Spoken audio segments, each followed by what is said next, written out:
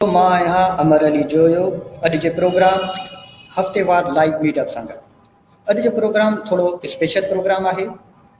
जीअं त तव्हां दोस्तो सोशल मीडिया सां वाबस्ता रखो था ऐं सोशल मीडिया ते तव्हां ॾिसी रहिया आहियो त सिंध जे हर इलाइक़े मां, हर ॻोठ मां, हर ज़िले मां, हर शहर मां, नंढड़े ॻोठ हुजे चाहे वॾो ॻोठ हुजे, उतां जो सिंध जो नौजवान डिमांड करे रहियो आहे त असांखे सिर्फ़ु हिकिड़ी पब्लिक लाइब्रेरी घुरिजे। अॼु जा नौजवान असां वटि मुख़्तलिफ़ इलाइक़नि मां असां उन्हनि खे रिक्वेस्ट कई आहे। उहे असांजा ॼा महिमान आहिनि जेके ॻाल्हाईंदा उन्हनि खे लाइब्रेरी छो घुरिजे, लाइब्रेरीअ जी अहमियत कहिड़ी आहे। अचो त अव्हांखे लाइब्रेरीअ जे हवाले सां उन्हनि दोस्तनि सां मीटअप करायूं, तव्हांजी मुलाक़ात करायूं। अस्सलाम वालेकुम दोस्तो। वालेकुम अस्सलाम। वालेकुम दोस्तो। सर तव्हां सभिनी दोस्तनि जी वॾी महिरबानी जंहिं तव्हां पंहिंजो क़ीमती वक़्तु कढियो आहे ऐं पंहिंजो क़ीमती लम्हा ॾिना आहिनि। ऐं असां तव्हांजी कोशिशुनि खे साराहियूं था, तव्हांजी महिनतुनि खे साराहियूं था। तव्हां पंहिंजनि इलाइक़नि लाइ, लाइब्रेरी लाइ, सिंध जे नौजवाननि लाइ हिकु मुनफ़रिद सिंध लाइ तव्हां जाकोड़े रहिया आहियो। मुंहिंजो साईं अनीस दाऊदकोटे खां सवालु आहे त सर तव्हांखे पहिरीं त पंहिंजो तारीफ़ कराइजो, उन खां बाद में तव्हां सिर्फ़ु इहो ॻाल्हायो त तव्हांखे लाइब्रेरी छो घुरिजे ऐं लाइब्रेरी छाजे लाइ घुरिजे, उन जे बारे में जेकॾहिं तव्हां ॻाल्हायो ऐं सिंध जो नौजवान जेको ॿुधी रहियो आहे त उनखे बि ख़बर पए त लाइब्रेरी जी अहमियत तव्हांजे ॻोठ में कहिड़ी आहे। जी अनीस साईं महिरबानी अमर भाउ। पहिरीं त आउं तव्हांजी हिन काविशनि खे साराहियां थो, तव्हांजी ऐं इमेजिन एजुकेशन जी, जंहिं असांखे प्लेटफॉर्म मुहैया कयो आहे त असां पंहिंजे इलाइक़े जे इशूज़ खे आवाम अॻियां या जनरल पब्लिक अॻियां या ऑफिसरनि अॻियां रखी सघूं। तंहिं करे इहा तमामु ज़बरदस्त काविश आहे। मुंहिंजो तारफ़ आहे, मुंहिंजो अनीस रहमान दाऊदकोटो। ऐं बुनियादी तरह इंफॉर्मेशन टेक्नोलॉजी फील्ड सां वापसि आहियां। गुज़िश्ता 13-14 सालनि खां as a professional IT engineer कमु करे रहियो आहियां। उन खां अलावा सोशल ऐं पॉलिटिकल रोल रहियो आहे मुंहिंजो। ऐं लोकल सतह ते इलाइक़े जे मुख़्तलिफ़ इशूज़ खे खणंदो रहियो आहियां। हाणे जेको तव्हांजो बुनियादी क्वेश्चन आहे त आया लाइब्रेरी छो घुरिजे, हूअं त जनरल में आउं तव्हांखे थोरो हिस्ट्री ॿुधायां थो त नसरपुर जीअं तव्हांखे ख़बर पइजे त नसरपुर केतिरो रिच हिस्ट्री रखंदड़ शहर आहे। नसरपुर तव्हांखे शायदि ख़बर न हूंदी, पर नसरपुर अरगोननि जे दौर में तक़रीबन 14-15 सदीअ में नसरपुर कंहिं दौर में कैपिटल सिटी बि रहियो आहे सिंध जो। उन खां अलावा हितां सिंधू दरिया बि वहंदो हो। उन खां अलावा तव्हां टेक्स्ट बुकनि में जेके सिंध जा तारीख़ी शहर आहिनि या पुराणा शहर आहिनि, नसरपुर जो हमेशह उन में ज़िक्र थिए थो। इवन टेक्स्ट बुकनि में काफ़ी असांजा अदीब आहिनि जिन पंहिंजनि नावल में पिणु खे ज़िक्र कयो आहे। तंहिं करे नसरपुर हिकिड़ो सम्झो त रिच हिस्ट्री आहे, जंहिंजे करे हींअर तक़रीबन नसरपुर जी जेका आबादी आहे उहा 50,000 खां अबोव आहे। अञा सराउंडिंग्स मिलायूं त अञा बि उन खां वधीक आहे। ॿी जेका टेक्निकल ऐं लॉजिकल थो ॿुधायां त हूअं त हर इलाइक़े खे लाइब्रेरी घुरिजे। असां सम्झूं था त जिते बि UC आहे, जेका बि टाउन कमेटी आहे, ऐं मुंहिंजे ख़्याल में सक़ाफ़त खाते खे हिदायत कई आहे त जिते बि 10,000 खां अबव पॉपुलेशन आहे त उते लाइब्रेरी जो हुजणु लाज़मी आहे। पर ॿी जेका शइ नसरपुर खे मुनफ़रिद बनाए थी त नसरपुर में, छाकाणि त नसरपुर जो डिस्टेंस जेको आहे कराचीअ खां हटी करे बाक़ी जेका बि असांजी सिंध आहे उनजी एजुकेशन जो मर्कज़ जेको रहियो आहे उहो जामशोरो हैदराबाद रहियो आहे। ऐं नसरपुर जेको आहे उहो जामशोरे खां तक़रीबन 60 किलोमीटर जे डिस्टेंस ते आहे, जंहिंजो मतिलबु आहे त महराण यूनिवर्सिटी आहे, सिंध यूनिवर्सिटी आहे या एग्रीकल्चर यूनिवर्सिटी टंडो जाम आहे। उन में जेके बि असांजा स्टूडेंट पढ़नि था उहे उते रहनि कोन था, उहे आउट बैक था कनि, छाकाणि त हितां पॉइंट्स वेंदियूं रहियूं आहिनि। तंहिं करे हिकिड़ो वॾो तइदाद जेको आहे यूनिवर्सिटी जे स्टूडेंट्स जो उहो ख़ुदि बिलोंग रखे थो नसरपुर खां, ऐं उहो ख़ुदि आउट बैक करे थो, जंहिंजे करे उन्हनि जी बि ज़रूरत आहे। ॿी जेका शइ आहे, आउं सम्झां थो त नसरपुर छाकाणि त हैदराबाद जे तमामु वेझो आहे, तंहिं करे जीअं ॿियनि इलाइक़नि में पाण सम्झंदा आहियूं त जेके रिमोट एरियाज़ आहिनि उन में छा थींदो आहे त जेके बि एजुकेटेड फैमिलीज़ आहिनि उहे छा कंदियूं आहिनि त हायर एजुकेशन लाइ, पंहिंजनि ॿारनि जी बहितर एजुकेशन लाइ उहे पंहिंजा शहर छॾींदियूं आहिनि। पर नसरपुर में इहो कल्चर कोन्हे, छाकाणि त नसरपुर हैदराबाद जे बि वेझो आहे, जामशोरे जे बि वेझो आहे। तंहिं करे जेके बि क्वालिटी जा इदारा आहिनि उहे बिल्कुलु नसरपुर जे एक्सेस में आहिनि। तंहिं करे नसरपुर जा माण्हू हितां लॾीनि कोन था, तंहिं करे उन्हनि जी इहा ज़रूरत आहे। ऐं नसरपुर में हर क़िस्म जो इंफॉर्मेशन टेक्नोलॉजी खां वठी फिलासफ़ी ताईं, अदब जे मैदान में हिकिड़ी वॾी हिस्ट्री रखे थो। तमामु टॉप जा प्रोफेशनल सिंध खे ॾिना आहिनि। तंहिं करे आउं सम्झां थो त इन्हनि ज़रूरतुनि खे मद्देनज़र रखंदे अगरि नसरपुर जहिड़े शहर खे तव्हां लाइब्रेरी ॾियो था त नसरपुर ख़ुदि तव्हांखे सिंध लेवल जा ऐं पाकिस्तान लेवल जा टॉप प्रोफेशनल फ्यूचर में बि ॾींदो रहंदो। तंहिं करे इहो सॼो बैकग्राउंड आहे, जंहिं करे आउं सम्झां थो त इहा असांजी जाइज़ डिमांड आहे त नसरपुर खे हिकिड़ी क्वालिटी लाइब्रेरी पिणु ॾिनी वञे। उन ते पाण अॻियां लिखंदा ऐं तव्हांखां ॿुधाईंदुसि त लाइब्रेरी जो बुनियादी तरह इशू किथे आहे या असां किथे उन जदोजहद खे पहुचायो आहे। उन ते दोस्त भले पंहिंजा ख़्याल वीचारनि, तव्हां वरी वधीक उन ते तफ़सील सां ॻाल्हायो। जी वॾी महिरबानी अनीस दाऊद फोटो साहब। नाज़रीन खे ॿुधाईंदो हलां त जेकॾहिं नाज़रीन तव्हांखे कंहिं क़िस्म जो सुवाल हुजे इन्हनि दोस्तनि खां इन्हनि नौजवाननि खां पुछणो त असां वटि कमेंट कयो ऐं असां कोशिशि कंदासीं तव्हांजे समूरनि सवालनि जा जवाब ॾियण जे। जी उबेद चांडियो साहब, उबेद चांडियो साहब जयपुर नाथन शाह खां मौजूदु आहे। उबेद चांडियो साहब, तव्हां ॿुधायो त तव्हांखे केन शाह में लाइब्रेरी जी छो ज़रूरत आहे, छाजे लाइ ज़रूरत आहे? महिरबानी। साईं शकील छॾड़ो साहब आहे नौशर फिरोज़ मां मिछाणी मां। साईं खां जिन खां सवाल पुछा कंदासीं उहो साॻियो सवाल त पहिरीं त साईं जिन पंहिंजो तारुफ़ कराइजो ऐं पोइ असांखे सिर्फ़ु इहो ॿुधाइजो त तव्हां लाइब्रेरी लाइ कहिड़ा कहिड़ा स्टेप वरिता आहिनि ऐं तव्हां लाइब्रेरी तव्हांखे छो घुरिजे उन जे हवाले सां बि असांखे ज़रूरु गाइड कजो। जी शकील साहब। वॾी महिरबानी मर्ज़ियो साहब। तव्हांजा मुंहिंजो नालो शकील अहमद आहे। अस्सलाम वालेकुम। तालुक़ु आहे मुंहिंजो, शायदि वापसि अची वियो। न तव्हां ॻाल्हायो सर, पोइ साईं उबेद साहब ॾिया कंदा। रिसेंटली असांजो निज बहिराड़ी जो जेको आहे सो शहर आहे जंहिंखे चौधारी सराउंडिंग में घणी आबादी बहिराड़ी जी लॻे थी, पर उते लिटरेचर जो जेको तमामु जेको आहे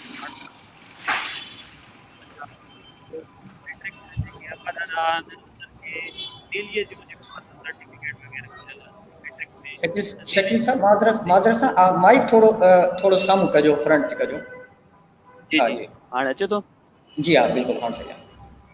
त तारीख़ी शहर आहे। एलिमेंट्री कॉलेज हितां जो असांजो मशहूरु आहे, जिते जेको आहे BEd ऐं टीचर्स वग़ैरह जेका ट्रेनिंग वग़ैरह कराईंदा हुआ, ॾाढो तमामु मशहूरु हूंदो। हाणे कुझु मसइलनि जे करे उन मसइलनि जे वर चढ़ी वियो आहे त एतिरो जेको आहे सो रुझान घटि आहे, पर तारीख़ी तालीम जे हवाले सां तमामु तारीख़ी रहियो आहे। उन जे लाइ असां कोशिशि में आहियूं। हिकिड़ी लाइब्रेरी में आहे मिठियाणी में, त 1.5 साल खां वठी मूं एप्लीकेशन वग़ैरह ॾिनियूं टाउन कमेटी वारनि खे। हाणे अल्लाह ताला उन जो पायत थियण ते आहे ऐं हाल ॾिनो आहे असांखे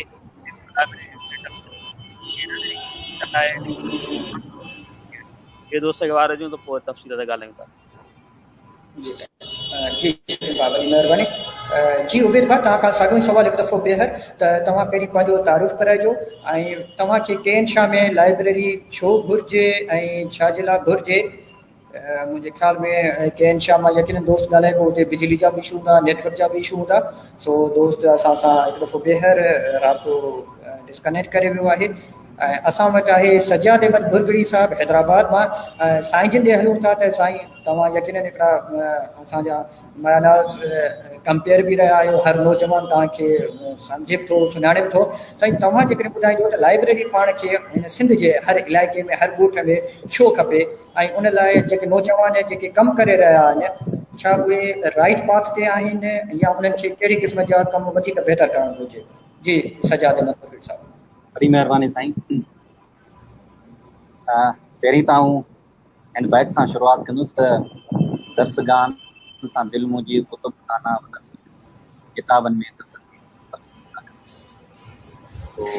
किताबनि जी ऐं दर्सगाहुनि जी त तमामु घणी अहमियत आहे। जॾहिं खां ही समाज जुड़ियो आहे ऐं जॾहिं खां इन तब्दीलियूं तहरीकूं आहियूं त ज़ाहिर आहे पाण में समाज में अगरि सिंध जे हवाले सां ॾिसिजे तव्हां ब्रॉडर पर्सपेक्टिव में जनरल साहब इलाइक़े में त हिकिड़ो त असांजो समाज पसमंद आहे। असीं पसमंद समाज जा माण्हू ऐं उनमें हिते लाइब्रेरी आहिनि कोन ऐं पढ़ाई जो आहे। जेकॾहिं त असांजो स्टडी जो जेको मयार आहे ॿिए पासे तमामु घणो आहे। पाकिस्तान जी अगरि स्टडी ॾिसूं त वांदगी रेशो लिटरेसी रेट 59 आहे। बहरहाल इहे सभु शयूं असां वटि ज़रूरु आहिनि। लाइब्रेरी जो जेको असल मक़सदु आहे उहो इहो आहे, हिकु त लाइब्रेरी ज़हन पैदा करे थी, लाइब्रेरी माण्हू पैदा करे थी ऐं इहे ई माण्हू अॻियां हली समाज खे तब्दील कनि था, सिंधी माण्हू अॻियां ॿिया जेके माण्हू ही पैदा कनि था ऐं समाज करे थो, समाज में तरक़ी थिए थी, ख़्याली वधे थी। तो आउं सम्झां थो में तमामु लाइब्रेरी ज़रूरत आहे। ख़ासि तौर ते जेके वॾा शहर आहिनि उन्हनि में जेके लाइब्रेरियूं आहिनि जेके आहिनि त उहे उन लेवल जूं न आहिनि जंहिं लेवल जूं ॿिया में आहिनि लाइब्रेरियूं आहिनि।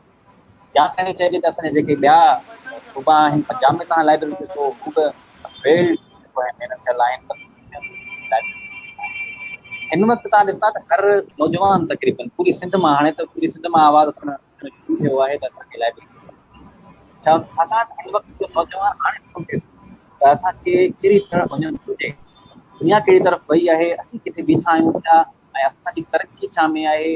असीं अगरि दुनिया खे कॉम्पीट करणु चाहियूं था त असांखे इल्मु न किताबनि न वधणो पवंदो ऐं ज़ाहिर आहे इल्मु ऐं किताबनि जी जॾहिं ॻाल्हि ईंदी त लाइब्रेरी जी ॻाल्हि ज़रूरु ईंदी।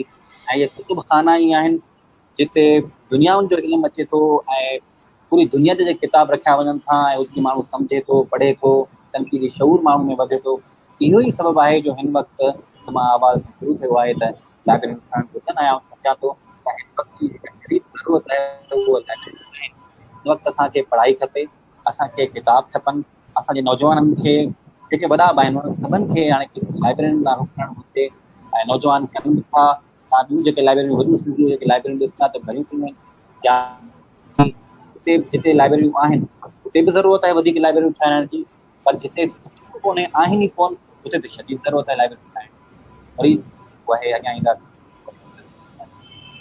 जी वॾी महिरबानी सर, तव्हांजी तमामु बहितरीनु तव्हांजी गुफ़्तगू। साईं असां वटि आहे उबेद चांडियो साहिबु, वरी कोशिशि कयूं था त उनखे ॻंढियूं था ऐं असां वटि उबेद चांडियो साहिबु कंहिं छा मां मौजूदु आहिनि। सर जेकर मुंहिंजो आवाज़ु अचे पियो त तव्हां उबेद साहिबु पंहिंजी गुफ़्तगू जारी रखो सर। ठीकु सर। सभ खां पहिरियां सर लाइब्रेरी असां ॾिसूं त लाइब्रेरी आहे कहिड़ी शइ, उतां असां कहिड़ी शइ हासिलु करे सघूं था। लाइब्रेरी सभ खां पहिरियों ॾिसूं लाइब्रेरी जेका आहे हिकु क्रिएशन ऐं सोच जो हिकिड़ो मर्कज़ आहे जिते असां हिकु सोच जी डेवलपमेंट, हिकु शऊर खे पंहिंजे खे जेको आहे सो वधाइण जो तरीक़ो उतां खां असांखे मिले थो, जेके असां पूरी ज़िंदगी में पंहिंजो तजुर्बो करे ऐं जेके माण्हू मतिलबु जिन जी उमिरि 60 खां 62 साल थी चुकी हूंदी आहे, उन्हनि जी रिसर्च, उन्हनि जो तजुर्बो जेको रहियल हूंदो आहे, त उहो तजुर्बो उहा उन्हनि जी रिसर्च उहा बुक जी शिकिल में हिकु ॾींदा आहिनि असांखे। अगरि असांजी एज ॾिसूं, असांजी एज अगरि 25 आहे या 28 आहे या 30 आहे त असां उन 30 जी एज में 60 या 70 जी एक्सपीरियंस खे असां उन बुक्स जे मुंहिंजे ख़्याल में साईं उबेद साहिब वटि नेटवर्क प्रॉब्लम तमामु घणो आहे ऐं बहरहाल हलूं था। असां वटि हिकिड़ो ॿियो महिमान आहे वहीद शाबरानी साहिबु कंबर मां। सजाद अहमद साहिबु, तव्हां खां मुंहिंजो सुवालु आहे त लाइब्रेरी जो सोसाइटीअ में उन कहिड़ो असरु छॾे थी सिंध जे असांजे नौजवाननि ते, असांजे मुआशिरे ते? जेकॾहिं लाइब्रेरी असांजे ॻोठ में आहे त उनजो कहिड़ो असरु पॉज़िटिव असरु रहे थो? अमर साईं ॾिसो, दुनिया में जिते बि का शइ आहे उनजो को न को असरु ज़रूरु आहे। के अहिड़ियूं शयूं आहिनि जिन जो मनफ़ी असरु आहे, के अहिड़ियूं शयूं आहिनि जिन जो मस्बत असरु आहे।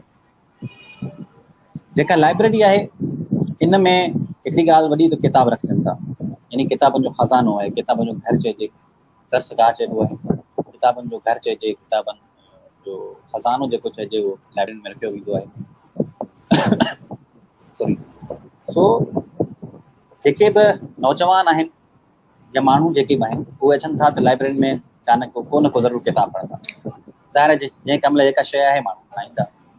किताबनि लाइ जॾहिं माण्हू अचे थो ऐं जॾहिं हुन किताबनि खे माण्हू पढ़े थो त ज़ाहिर आहे उनजो बि त असरु माण्हू क़बूल कंदो, छाकाणि त किताब पढ़ण सां किताब माण्हू ते असरु छॾींदा आहिनि ऐं पोइ माण्हू हुनजे दर में हूंदो आहे।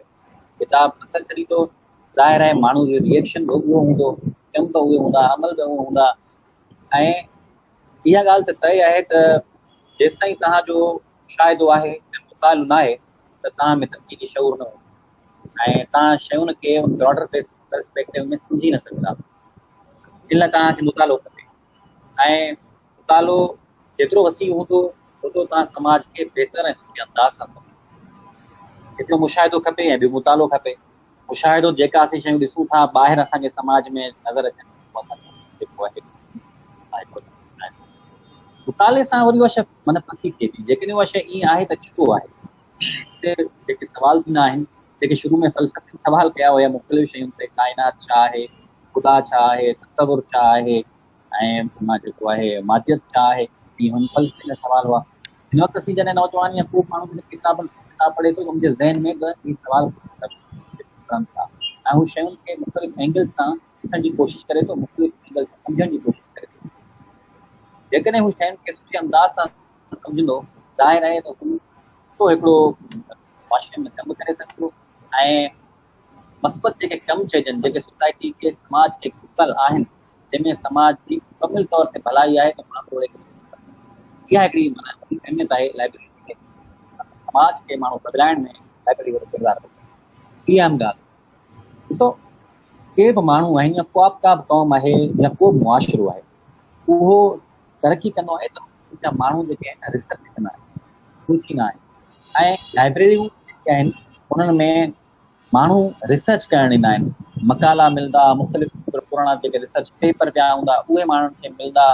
इहे जॾहिं सभु शयूं मिलनि थियूं, ज़ाहिर आहे हू रिसर्च कनि था ऐं कोशिशि कनि था, त ज़ाहिर आहे उन क़ौम जो, उन माण्हुनि जो, उन मुल्क जो मयार बि वधे थो ऐं जंहिं मुल्क में जिते जिते वधीक पैदा थिया आहिनि उते तब्दीलियूं बि आयूं आहिनि, माण्हू ख़ुशहाल थिया आहिनि, समाज ख़ुशहाल थिया आहिनि। इन लाइ हिकु जेका लाइब्रेरी आहे उहा सुठा ज़हन पैदा करे थी ऐं सुठा ज़हन समाज खे तब्दील कनि था ऐं जेकी आहिनि उहे तब्दीलियूं अचनि थियूं ऐं पोइ माण्हू तरक़ी कनि था।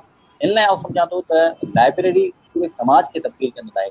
जिते जिते वधीक तव्हां दुनिया जा ख़िता ॾिसो, जेके जेके दुनिया जा तरक़ी पसंदि मुल्क आहिनि उन्हनि में तमामु घणियूं लाइब्रेरियूं आहिनि।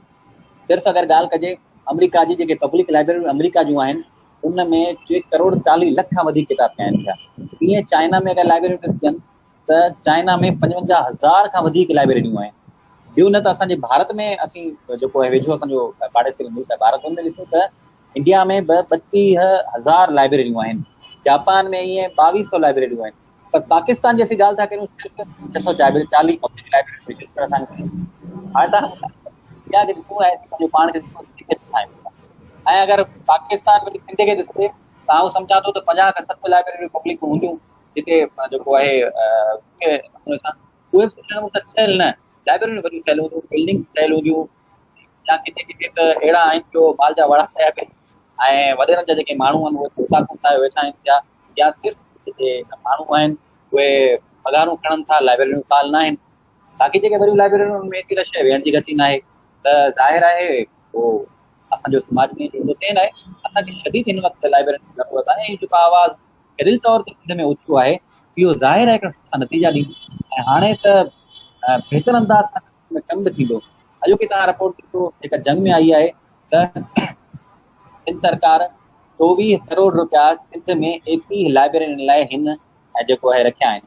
2 तारीख़ ते जेका हियरिंग ठही हुई जस्टिस सलाउद्दीन कांवर जेको रिमार्क्स न हुआ त 10 ॾींहंनि में मूंखे रिपोर्ट हाणे ॿियो कहिड़ा कम कया आहिनि त 10 ॾींहंनि में खाको ठाहे 24 करोड़ रुपया हींअर हिननि सिंध में रखिया आहिनि। जेका अॼु जंग अख़बार जेका इहा ख़बर छापी आहे 24 करोड़ रुपया सिंध में 21 लाइब्रेरी जंहिंमां 3 करोड़ जेके आहिनि उहे लियाकत मेमोरियल कराची में खर्च ऐं 2 करोड़ जेके आहिनि उहे हैदराबाद में जेका दाऊदपुरा लाइब्रेरी आहे जामिया वेठो आहियां उते जेके आहिनि ख़र्च था। बाक़ी जेके खैरपुर जी लाइब्रेरी आहे या ॿियूं जेके कंबट में आहिनि या तुर्की में आहिनि या ॿिए पासे लाड़काने में आहिनि त हिननि ते 22 लख रुपया। हाणे इहो पैसो त आयो आहे ऐं इन पैसे खे जेको रखियो आहे हाणे असां सभिनि खे हिन नज़रसानी करणी पवंदी त इहो केतिरो ख़र्च कीअं था ख़र्च कनि, करे था ख़र्च कनि। हिन ते जेको ॿुधायो आहे त सेप्टेम्बर खां हिन जा कमु शुरू थी वेंदो, ज़ाहिर आहे सभिनि खे नज़र रखणी पवंदी ऐं अगरि इहो पैसो इन नमूने सां इस्तेमालु थी वियो त लाइब्रेरियूं बहितर अंदाज़ सां थींदियूं ऐं बहितर अंदाज़ सां परफेक्ट वे सां कमु करणु शुरू कयो त ज़ाहिर माण्हू वधीक ईंदा, माण्हू पढ़णु शुरू कयो त समाज खे तब्दील कंदा। इन लाइ लाइब्रेरियुनि जी तमामु घणी जी सजाद बुलबुली तव्हांजी तमामु बहितरीन वज़ाहत लाइब्रेरी जी ज़रूरत थे। अनीस दाऊदपुरा साहब खां सवाल आहे त सर जीअं त तव्हां टेक्नोलॉजी जा माण्हू आहियो ऐं ज़ाहिर आहे तव्हांजो हिकिड़ो सुठो एक्सपीरियंस बि आहे हिन फील्ड में, ॾिसो पिया त हिन वक़्तु दुनिया कंप्यूटर ते पई वञे, टेक्नोलॉजी थी पई वञे, नौजवान छो न डिजिटल लाइब्रेरी ॾे छो नथा वञनि जॾहिं त इंटरनेट ते दुनिया जो हर किताब, हर मवाद पियल आहे ऐं हर लेक्चर पियल आहे, पोइ असांजो नौजवान फिज़िकली लाइब्रेरी जी घुर्ज छो पियो करे, या उनजे में कहिड़े क़िस्म जो फ़र्क़ु आहे हुन डिजिटल लाइब्रेरी में, उन ते थोरी जेकॾहिं वज़ाहत रखो कयो त। बिल्कुलु साईं, इहो तमामु इम्पोर्टेंट क्वेश्चन आहे ऐं इहो काफ़ी दोस्त पुछंदा बि आहिनि त जॾहिं असां कंहिं व्हाट्सएप ग्रुप किताबनि वारो जॉइन करियूं था त उन में ई असांखे सभई किताब मिली था वञनि या इंटरनेट ते असां वटि हर शइ अवेलेबल आहे, त पोइ फिज़िकल लाइब्रेरी जी ज़रूरत छो आहे। हाणे इन में हिकिड़ी शइ थो ॿुधायां त अॻे जे दौर में इहो हरारी बि पंहिंजी किताब में चयो आहे त अॻे जेका दौर हो उन में वॾो प्रॉब्लम जेको हो उहो हूंदो त इंफॉर्मेशन जी असां वटि एक्सेस कोन हूंदी, सही इंफॉर्मेशन खे जेको आहे उहो लिकाए वेंदो। पर चए थो त हिन दौर में, टेक्नोलॉजी वारे दौर में इहो मसइलो कोन्हे त इंफॉर्मेशन जी असां वटि एक्सेस कोन्हे। हींअर वरी वॾे में वॾो प्रॉब्लम आहे त असां वटि तमामु घणी इंफॉर्मेशन जी एक्सेस आहे जिते असां डिसाइड नथा करे सघूं त असांखे पढ़णो छा आहे। तंहिं करे इंटरनेट जेका बि आहे न उन में इंफॉर्मेशन त जाम आहे, पर इंटरनेट तव्हांखे एॾो त मुझाए थी जो तव्हांखे ख़बर नथी पवे त असांजो छा आहे। फॉर एग्ज़ाम्पल तव्हां कंप्यूटर में वेंदा, अधु कलाक हिकिड़ी शइ खे ॾिसंदा, वरी का ॿी शइ नोटिफिकेशन अची वियो, वरी तव्हांजो अटेंशन उॾाई वेंदो हलो। तंहिं करे पाण यूनिवर्सिटी में पढ़िया आहियूं, असां रूम में जेॾी महिल पढ़ंदा हुआसीं त उनजो हिकिड़ो अलॻि माहौल हूंदो हो। इंटरनेट ते असां तमामु घणो टाइम, असां जहिड़ा पढ़ियल लिखियल माण्हू जेके टेक्नोलॉजी जे वास्ता आहिनि उहे बि अलाए ॿियनि शयुनि में विञाइनि था। पर जेॾी महिल हिकिड़ी प्रॉपर प्लेस हूंदी, फिज़िकल लाइब्रेरी हूंदी, त उन में छा थींदो त नौजवाननि खे हिकिड़ी ॿियनि मां मोटिवेशन मिलंदी। असां जेॾी महिल रूम में वेठा आहियूं ओॾी महिल असां केॾी महिल थकिजी था पऊं, मायूस थियूं था, पर जेॾी महिल लाइब्रेरी था वञूं त असां हिक ॿिए खे ॾिसूं था, वरी दोस्तनि खां उन्हनि शयुनि ते डिस्कशन कयूं था, त इहा दरअसल असांजी हिकिड़ी मोटिवेशन थी असां में डेवलप थिए। तंहिं करे आउं सम्झां थो त जेॾी महिल असां फ़क़ति चवंदा आहिनि त जेको बि सुठो माण्हू, पढ़ियो लिखियो माण्हू आहे, जेकॾहिं उनजी दिलि न बि चवे त बि जेॾी महिल बि मार्केट में वञे त हिकिड़ो किताब ज़रूरु वठी अचे। जेकॾहिं उहो किताब पाण न बि पढ़ंदो त उनजा ईंदड़ नस्ल उन मां फ़ाइदो ज़रूरु वठंदा। तंहिं करे आउं सम्झां थो त लाइब्रेरी जेकॾहिं को पढ़ण वारो स्टूडेंट न बि हूंदो, पर जेॾी महिल इन क़िस्म जी इन्वायरमेंट हूंदी त उहो कुझु न कुझु उन मां हासिलु कंदो। हिकिड़ो ओवरऑल सोसाइटी खे सम्झो त कल्चर हिकिड़ो चेंज थी वेंदो। तंहिं करे आउं सम्झां थो त हिन दौर में बि न फिज़िकल लाइब्रेरी जी अहमियत घटी आहे ऐं न ई फिज़िकल। अॼु बि खोड़ सारा दोस्त आहिनि जेके प्रायोरिटी ॾींदा आहिनि त असां जेको हार्ड कॉपी आहे बुक जी उहा वधीक आसानी सां पढ़ी सघूं था बनस्बत सॉफ्ट कॉपी जे। उनजा खोड़ सारा साइकोलॉजिकल बि आहिनि, त छाकाणि त नोटिफिकेशन अचनि था, जेॾी महिल तव्हां इंटरनेट एक्सेस कयो था त उहो तव्हांजो जेको फोकस आहे उहो नथा रखी सघो जेको किताब रीडिंग में पाण रखंदा हुआसीं।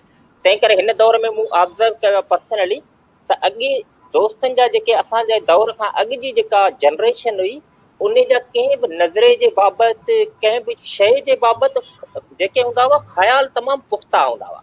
हींअर जे दौर जी जेका यंग जनरेशन आहे उन्हनि वटि इंफॉर्मेशन तमामु घणी आहे, पर किन बि शयुनि जे बारे में नज़रियात जे हवाले सां या समाज जे कंहिं बि इशू जे बाबति उन्हनि जी जेका तफ़सीली ॼाण आहे उन्हनि वटि फ़क़ति सरसरी इंफॉर्मेशन हूंदी आहे, पर कंहिं बि सब्जेक्ट जे बारे में जेका गहराई सां ॼाण थिए थी उहा वरी बि प्रॉपर कंप्लीट किताब पढ़ण सां थिए थी। ऐं आउं सम्झां थो त लाइब्रेरी हिकिड़ी अहिड़ी प्लेस आहे जेका असांखे इहे शयूं प्रोवाइड करे थी। हिकिड़ो त मोटिवेशन, ॿियो त किताब पढ़ण जी हिकु दफ़ो ॿीहर असां में जेका हैबिट आहे उहा डेवलप थी। जी अनीस दागुरो साहब, बिल्कुलु तव्हां बिल्कुलु दुरुस्त आहियो। फिज़िकली लाइब्रेरी जो हिकिड़ो पंहिंजो इन्वायरमेंट आहे, हिकिड़ो पंहिंजो चार्म आहे। जंहिंखे नाहे पढ़णो उहो बि लाइब्रेरी में अचे थो त उनखे पढ़णो आहे, छाकाणि त हुते पढ़ाई वारो माहौल आहे, स्टडी वारो माहौल आहे। जॾहिं टेक्नोलॉजी जो माहौल आहे त उनखे खोड़ सारा वसवसा बि आहिनि, खोड़ सारा मसइला बि आहिनि जंहिंजे करे उहा उनजी कंसंट्रेशन जेका आहे उहा नथी ठहे। शकील छॾड़ो साहब बि हलूं था नौशहर फिरोज़ मां। त शकील छॾड़ो साहब, तव्हां लाइब्रेरी जे खोलण लाइ कहिड़ा कहिड़ा स्टेप वरिता, छाकाणि त जेके दोस्त लाइब्रेरी लाइ कमु कनि पिया ऐं मुख़्तलिफ़ एहतिजाज कनि पिया त उनखे तव्हां प्रॉपर जेकॾहिं गाइडेंस ॾियो त जीअं हू बि पंहिंजे इलाइक़े में लाइब्रेरी जे लाइ हिकिड़ो पॉज़िटिव क़दम वञे ऐं उनजो अमली क़दम वञे ऐं उनजी रिज़ल्ट मिले। जी शकील छॾड़ो साहब।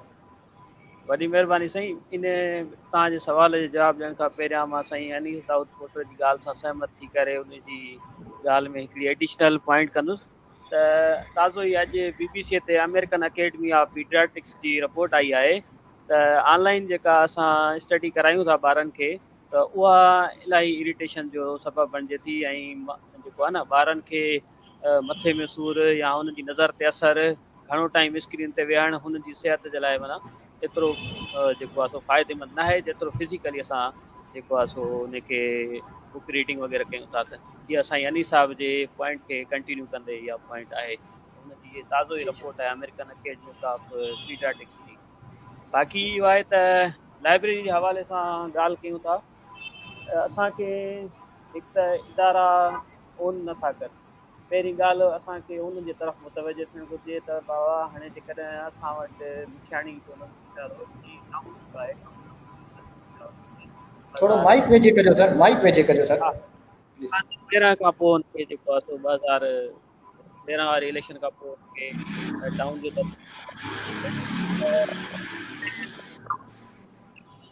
टाउन ऑफिसर खे शहर खे टाउन जो दर्जो मिली वियो आहे। पर पहिरियां खां ई हिते आहियूं ऐं सहूलियतुनि जी अणमुख आहे। महिरबानी करे असांखे हिते हिकिड़ी पब्लिक लाइब्रेरी ऐं पढ़ाई ठाहे सघूं।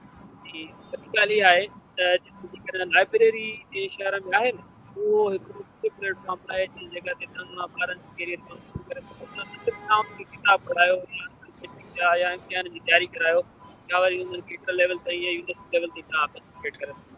पर फिलहाल में लाइब्रेरी हिकिड़ी अहिड़ी जॻह आहे जिते तव्हां कैरियर कोर्स करे सघो था। तव्हां आया आहियो हाणे प्रोग्राम करायो असांजे स्कूल में, तव्हांखे ॿुधायोसीं त उन्हनि ॿारनि सां एॾा मसइला आहिनि त असां मेट्रिक करण खां पोइ न कयूं छा? असांखे इंजीनियरिंग में वञणु घुरिजे, मेडिकल घुरिजे, उहे फील्ड वग़ैरह आहिनि कहिड़ियूं। हाणे जेकॾहिं प्लेटफॉर्म ठहियल हूंदो कंहिं जॻह ते असां उनखे करे सघंदासीं त उहे शिकार थी वेंदा ऐं ॿार हूंदा उन्हनि जे मथां। सजाद अहमद बुरगड़ी साहब, तव्हां खां मुंहिंजो हिकिड़ो सलाह आहे त हैदराबाद में ॾिसो प्राइवेट लाइब्रेरीज़ जो बि वजूदु अचे पियो, त प्राइवेट लाइब्रेरीज़ जो मुस्तक़बिल खे तव्हां कीअं पिया ॾिसो या उन्हनि जे लाइ तव्हां छा पिया नौजवान उन्हनि जे बारे में छा पिया सोचनि, छा पिया ॾिसनि? हैदराबाद जे हवाले सां तव्हां सवाल कयो आहे त आउं सम्झां पियो त हैदराबाद में ईंदड़ वक़्त में लाइब्रेरियुनि जी तमामु घणी अहमियत हिन वक़्तु बि अहमियत आहे। त ईंदड़ वक़्तु जेको हूंदो उन में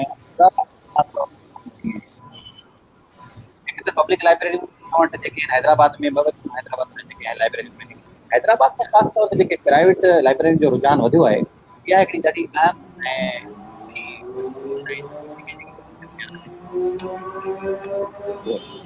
हाणे ॾिसो हैदराबाद जी दाऊदपुरा लाइब्रेरी जी ॻाल्हि कयूं त दाऊदपुरा लाइब्रेरी में अगरि ॿियनि जो माण्हू अंदाज़ उते नौजवान अचनि था 11, 12 ऐं 1300।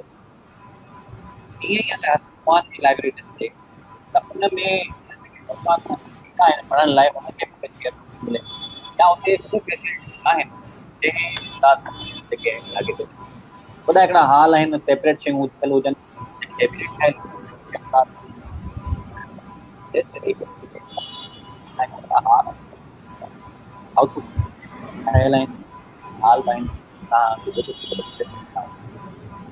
हाणे तव्हां अंदाज़ो लॻायो त जिते 600 या 500 शागिर्दनि जी जेका जाइ आहे उते 1200 या सफोकेशन थींदी, जॻह न थींदी हूंदा ऐं जिते 4 पार्कनि में वेठा हूंदा आहिनि, ॿाहिरि वांदियूं ॿाहिरि पढ़ण लाइ ॿाहिरि अची सघंदा। ईअं ई जेको पढ़ण वारो हूंदो जेके इहा शइ रियलाइज़ थींदी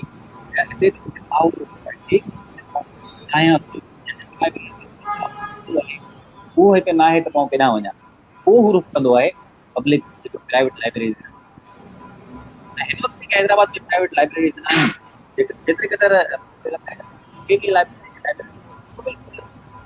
जाइ न आहे जो ॾेई सघनि, ऐं केतिरा ई अहिड़ा दोस्त आहिनि प्राइवेट लाइब्रेरी हैदराबाद में आहिनि जेके जॉइन करे हाणे हिन वक़्तु जेके दोस्त डिमांड कनि था जेको आहे प्राइवेट लाइब्रेरी न वञण जी, छाकाणि त पब्लिक लाइब्रेरी जो हाल पूरो आहे, त पोइ कॾहिं ठहंदियूं कीअं ठहंदियूं केतिरो वॾा सवाल आहिनि। दोस्त मुतहरिक बि आहिनि, कम बि कनि पिया, पर हाणे जॾहिं हुकूमत जेको आहे हिन ते कमु करे तो प्राइवेट लाइब्रेरियुनि में इहे नौजवान अचनि पिया। ऐं ॿिया जेके हिन वक़्तु आसे पासे में जेके असां वटि 4 वॾियूं यूनिवर्सिटियूं जेके हैदराबाद खे लॻनि थियूं, जामशोरे में, हिकिड़ी जाम में, जेके उनमें बि हाणे डिपार्टमेंट वधंदा त ज़ाहिर आहे नौजवान जेके आहिनि उन्हनि जो ऐं अॻिते वधंदो त उहे वरी हैदराबाद लाइब्रेरी में रुख कंदा। जेके हिते ॿियनि इलाइक़नि जा जेके नौजवान रहनि था उहे जॾहिं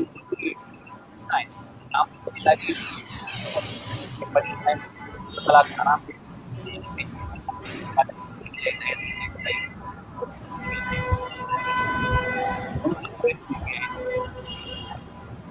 त घणो रेशो जॾहिं हिते वधंदो हैदराबाद में शागिर्दनि ज़ाहिर आहे लाइब्रेरी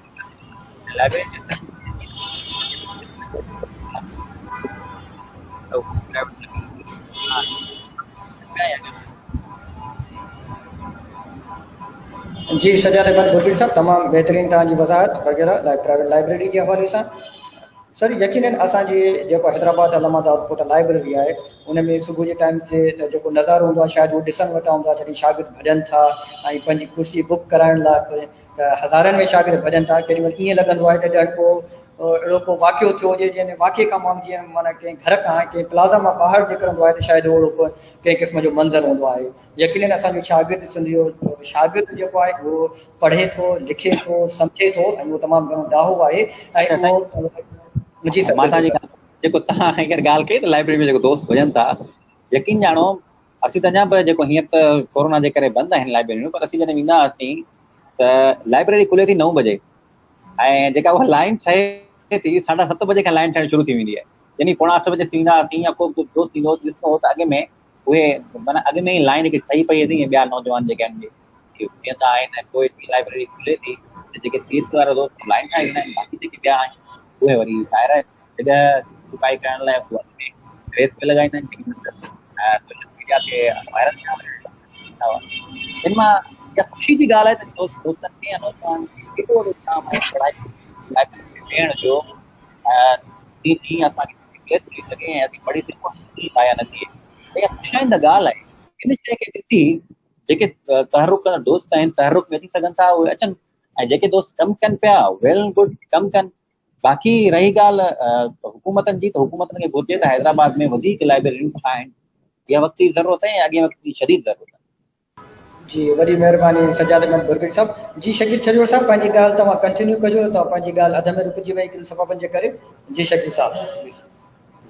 हा त तव्हां पुछो त जेके नौजवान आहिनि उन्हनि खे कहिड़ी सलाह ॾिजे त उहे पंहिंजे इलाइक़े में जेकॾहिं लाइब्रेरी वग़ैरह खोलनि था, पढ़णु चाहिनि था त छा करणु।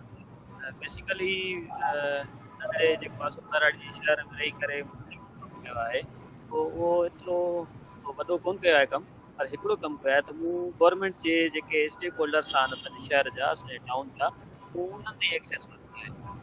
उन्हनि खे रिक्वेस्ट कई आहे, प्लेटफॉर्म ठाहियो आहे, पंहिंजे दोस्त आहियूं जेके यूनिवर्सिटी जा ग्रेजुएट आहियूं जे वापसि मुल्कनि में आयासीं त असां चवंदा यार हाणे असां त इन्हनि ई ॻोठनि में हितां इन ई मुआशिरे में उसर जी मथे निकिता आहियूं। हाणे असां पंहिंजे ॻोठ जे लाइ पंहिंजे इलाइक़े जे लाइ छा था करे सघूं। ऐं पहिरीं ॻाल्हि इहा ई आई त जेकॾहिं तव्हां खे बहितर करिणो आहे, लाइब्रेरी न आहे पोइ त कुझु ई न आहे। हाणे उन जे लाइ छा करिणो आहे, असां चयो त हाणे असां वटि हींअर एतिरा जेको आहे सो वसाइल कोन्हनि के जो पंहिंजी फंडिंग गॾु करे प्लाट बि वठूं, बिल्डिंग जेको आहे सो ठारायूं ऐं कंस्ट्रक्शन करायूं, वरी हुते स्टॉक रखूं, किताब वग़ैरह बुक्स वग़ैरह रखूं। उन जे हवाले सां सभिनी दोस्तनि सां गॾिजी करे वियासीं ॾे ऐं उन्हनि खे रिक्वेस्ट कईसीं। अलहमदिल्ला सुठो थी वियो उन प्रोसेस खे कंप्लीशन जी तरफ़ आणण जे लाइ, ऐं जेको आहे सो हुननि खां उन टाउन में हाल जी जेको आहे सो एक्सेस वठण जे लाइ। पर इहो आहे त कंटिन्यूअसली असां हुननि खे फॉलोअप ॾिनो ऐं रिक्वेस्ट कंदा रहियासीं। साईं हाणे ॾिसो माना हिन बजट में हिन महीने में मथे हफ़्ते ऐं असां ईअं करे ॾींदासीं तव्हांखे ऐं शुरू थी वेंदी नेठि।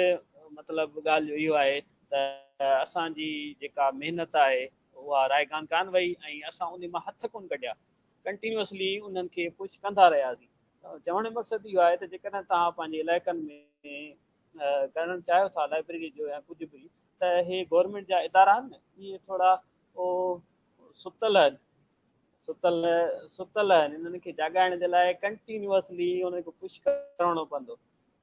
कंदा रहो, उनखे जाॻायो, झंझोड़ियो, उन्हनि खे उथारियो निंड मां। जेकॾहिं ईअं न कंदासीं न साईं, माना हिकिड़े ॾींहुं तव्हां हुननि खे चवंदव त जेकॾहिं तव्हां विसारे छॾियो न, हुननि खां अॻे ई शयूं विसरियल आहिनि। जेकॾहिं कंहिं शइ में हथु विझो था त इन्हनि इदारनि जे थ्रू ऐं इन्हनि गवर्नमेंट जे स्टेक होल्डर्स जे थ्रू सभु कुझु थी सघे थो। पर इहो ई आहे, जीअं सजाद भाउ चवे थो त असांखे गवर्नमेंट खां वठिणो पवंदो, पर इन्हनि जी निगरानी जे लाइ हुनखे पुशअप करिणो थो पवे। जीअं लगातार सजाद दाऊदपोटा लाइब्रेरी जे लाइ एहतजाज कया ऐं इहे जेके महिनत आहे उहा ईअं न आहे त बाबा ठीकु आहे, घर वेठा आहियूं बाबा लाइब्रेरी ठाहिजो या असांखे लाइब्रेरी एक्सटेंड करे ॾियो, ईअं कान थींदी, ईअं कॾहिं न थींदो। त जेकॾहिं को बि दोस्त असांजो अॻिते अचणु चाहे थो पंहिंजे इलाइक़े जे ऐं नौजवाननि जी भलाई जे लाइ, तालीम जी बहितरी जे लाइ का लाइब्रेरी जी जेको आहे सो अमली तौर ते कमु करणु चाहे थो, त हुनखे मुस्तक़िल मिज़ाजीअ सां ऐं सचाई सां कमु करणो पवंदो। जेकॾहिं कम में हथु विझे थो त हुनजे मिज़ाज में मुस्तक़िल मिज़ाजी हुजे। जेकॾहिं उहा न आहे हुनजी पर्सनैलिटीअ में, ऐं महीने खां पोइ 6 महीननि खां पोइ हुनखे का इदारे खां या कंहिं बि माण्हू खां हुनखे मायूसी थी मिले ऐं हू घर थो वेही रहे, त अहिड़ा माण्हू माना पोइ उहो पंहिंजो मक़सदु हासिल न करे सघंदो। जी शकील साहब, यकीनन जी बिल्कुलु शकील साहब, यकीनन कंहिं बि मंज़िल ते पहुचण लाइ जुस्तजू करणी थी पए ऐं कंटिन्यूटी रखणी थी पए ऐं बर्दाश्त रखणी थी पए। तकलीफ़ूं मिलनि थियूं, ज़ाहिर गुल खे पटबो त ज़ाहिर कंडो बि लॻंदो, यकीनन। साईं अनीस दाऊदपोटा साहब, तव्हांजे मुंहिंजो आहे त तव्हां पंहिंजे इलाइक़े जी लाइ लाइब्रेरी लाइ कहिड़ी कहिड़ी क़िस्म जूं काविशूं वरितियूं आहिनि, कहिड़े क़िस्म जूं कोशिशूं वरितियूं आहिनि, जीअं ॿियनि दोस्तनि ताईं बि आवाज़ु पहुचे तव्हांजी जेके तव्हां महिनतूं कयूं आहिनि तव्हांजो। जी अनीस साहब। साईं महिरबानी। हाणे हिते आउं हिकिड़ी नंढड़ी ॻाल्हि वज़ाहत कयां त नसरपुर में हिकिड़ी लाइब्रेरी अॻे हलंदी, फंक्शनल लाइब्रेरी हुई, जंहिंखे वताए फ़क़ीर लाइब्रेरी, उहा कची जॻह में ठहियल हुई, हिकिड़ो नंढड़ो हाल हो। पोइ वरी बरसातनि जे करे उहा डही वई, त उन खां पोइ उहा लाइब्रेरी जेका आहे उहा हींअर वरी लोकल इंतिज़ामिया जे फंडनि खां पोइ उहा हींअर लाइब्रेरी कंस्ट्रक्शन में आहे। तंहिं करे उहा पर आहे नंढड़ी सफ़ा लाइब्रेरी। उन जे हेठां चवनि पिया त हॉल ठहंदो लाइब्रेरी जो, ऐं उन खां पोइ मथे वरी उनजी छाकाणि त प्रेस क्लब बि जेका उहा नसरपुर में काफ़ी वक़्त खां न आहे, उहा प्रेस क्लब वरी उन जे 2nd फ्लोर ते ठहंदी। पर उहा लाइब्रेरी तमामु नंढड़ी आहे, जंहिंमें फ़क़ति माना कुझु 100 माण्हू कोन वेही सघंदा, उते 40-50 जे वेहण जो स्पेस मस्तु हूंदो। पर ॿी लाइब्रेरी जेका असां वटि मेन लाइब्रेरी आहे, उहा 2005 में जॾहिं परवेज़ मुशर्रफ जी गवर्नमेंट हुई ऐं नसरपुर तॾहिं हो त मटियारी ज़िले जो हिसो, त हिकिड़ी करोड़नि जी बजट सां लागत सां हिकिड़ी स्कीम आई हुई लाइब्रेरी ऐं इंफॉर्मेशन टेक्नोलॉजी सेंटर जे हिसाब सां। त उन जी पहिरीं त प्लाट कोन पियो मिलियो, पोइ वरी कॉलेज इंतिज़ामिया पंहिंजे कॉलेज जे अंदरि हिकिड़ो प्लाट उनखे मुहैया करे ॾिनो, त छाकाणि त स्कीम वई पिए, पोइ कॉलेज इंतिज़ामिया पाण कुर्बानी ॾेई उहो लाइब्रेरी लाइ प्लाट ॾिनो। पोइ उहो तक़रीबन कंस्ट्रक्शन मुकमल थी वई आहे। हाणे सम्झो त फाइनल फिनिशिंग आहे, उन खां पोइ फर्नीचर वग़ैरह आहे। पोइ वरी जीअं गवर्नमेंट ख़तमु थी वियूं त पोइ 2050 खां पोइ उहा सॼी शइ ख़तमु थी वई। पोइ वरी असां ज़िले में हलिया वियासीं, त इन ते पहिरीं बि थोरो घणो जदोजहदूं हर माण्हू कयूं आहिनि नसरपुर में, आवाज़ इहे उथंदा रहिया आहिनि।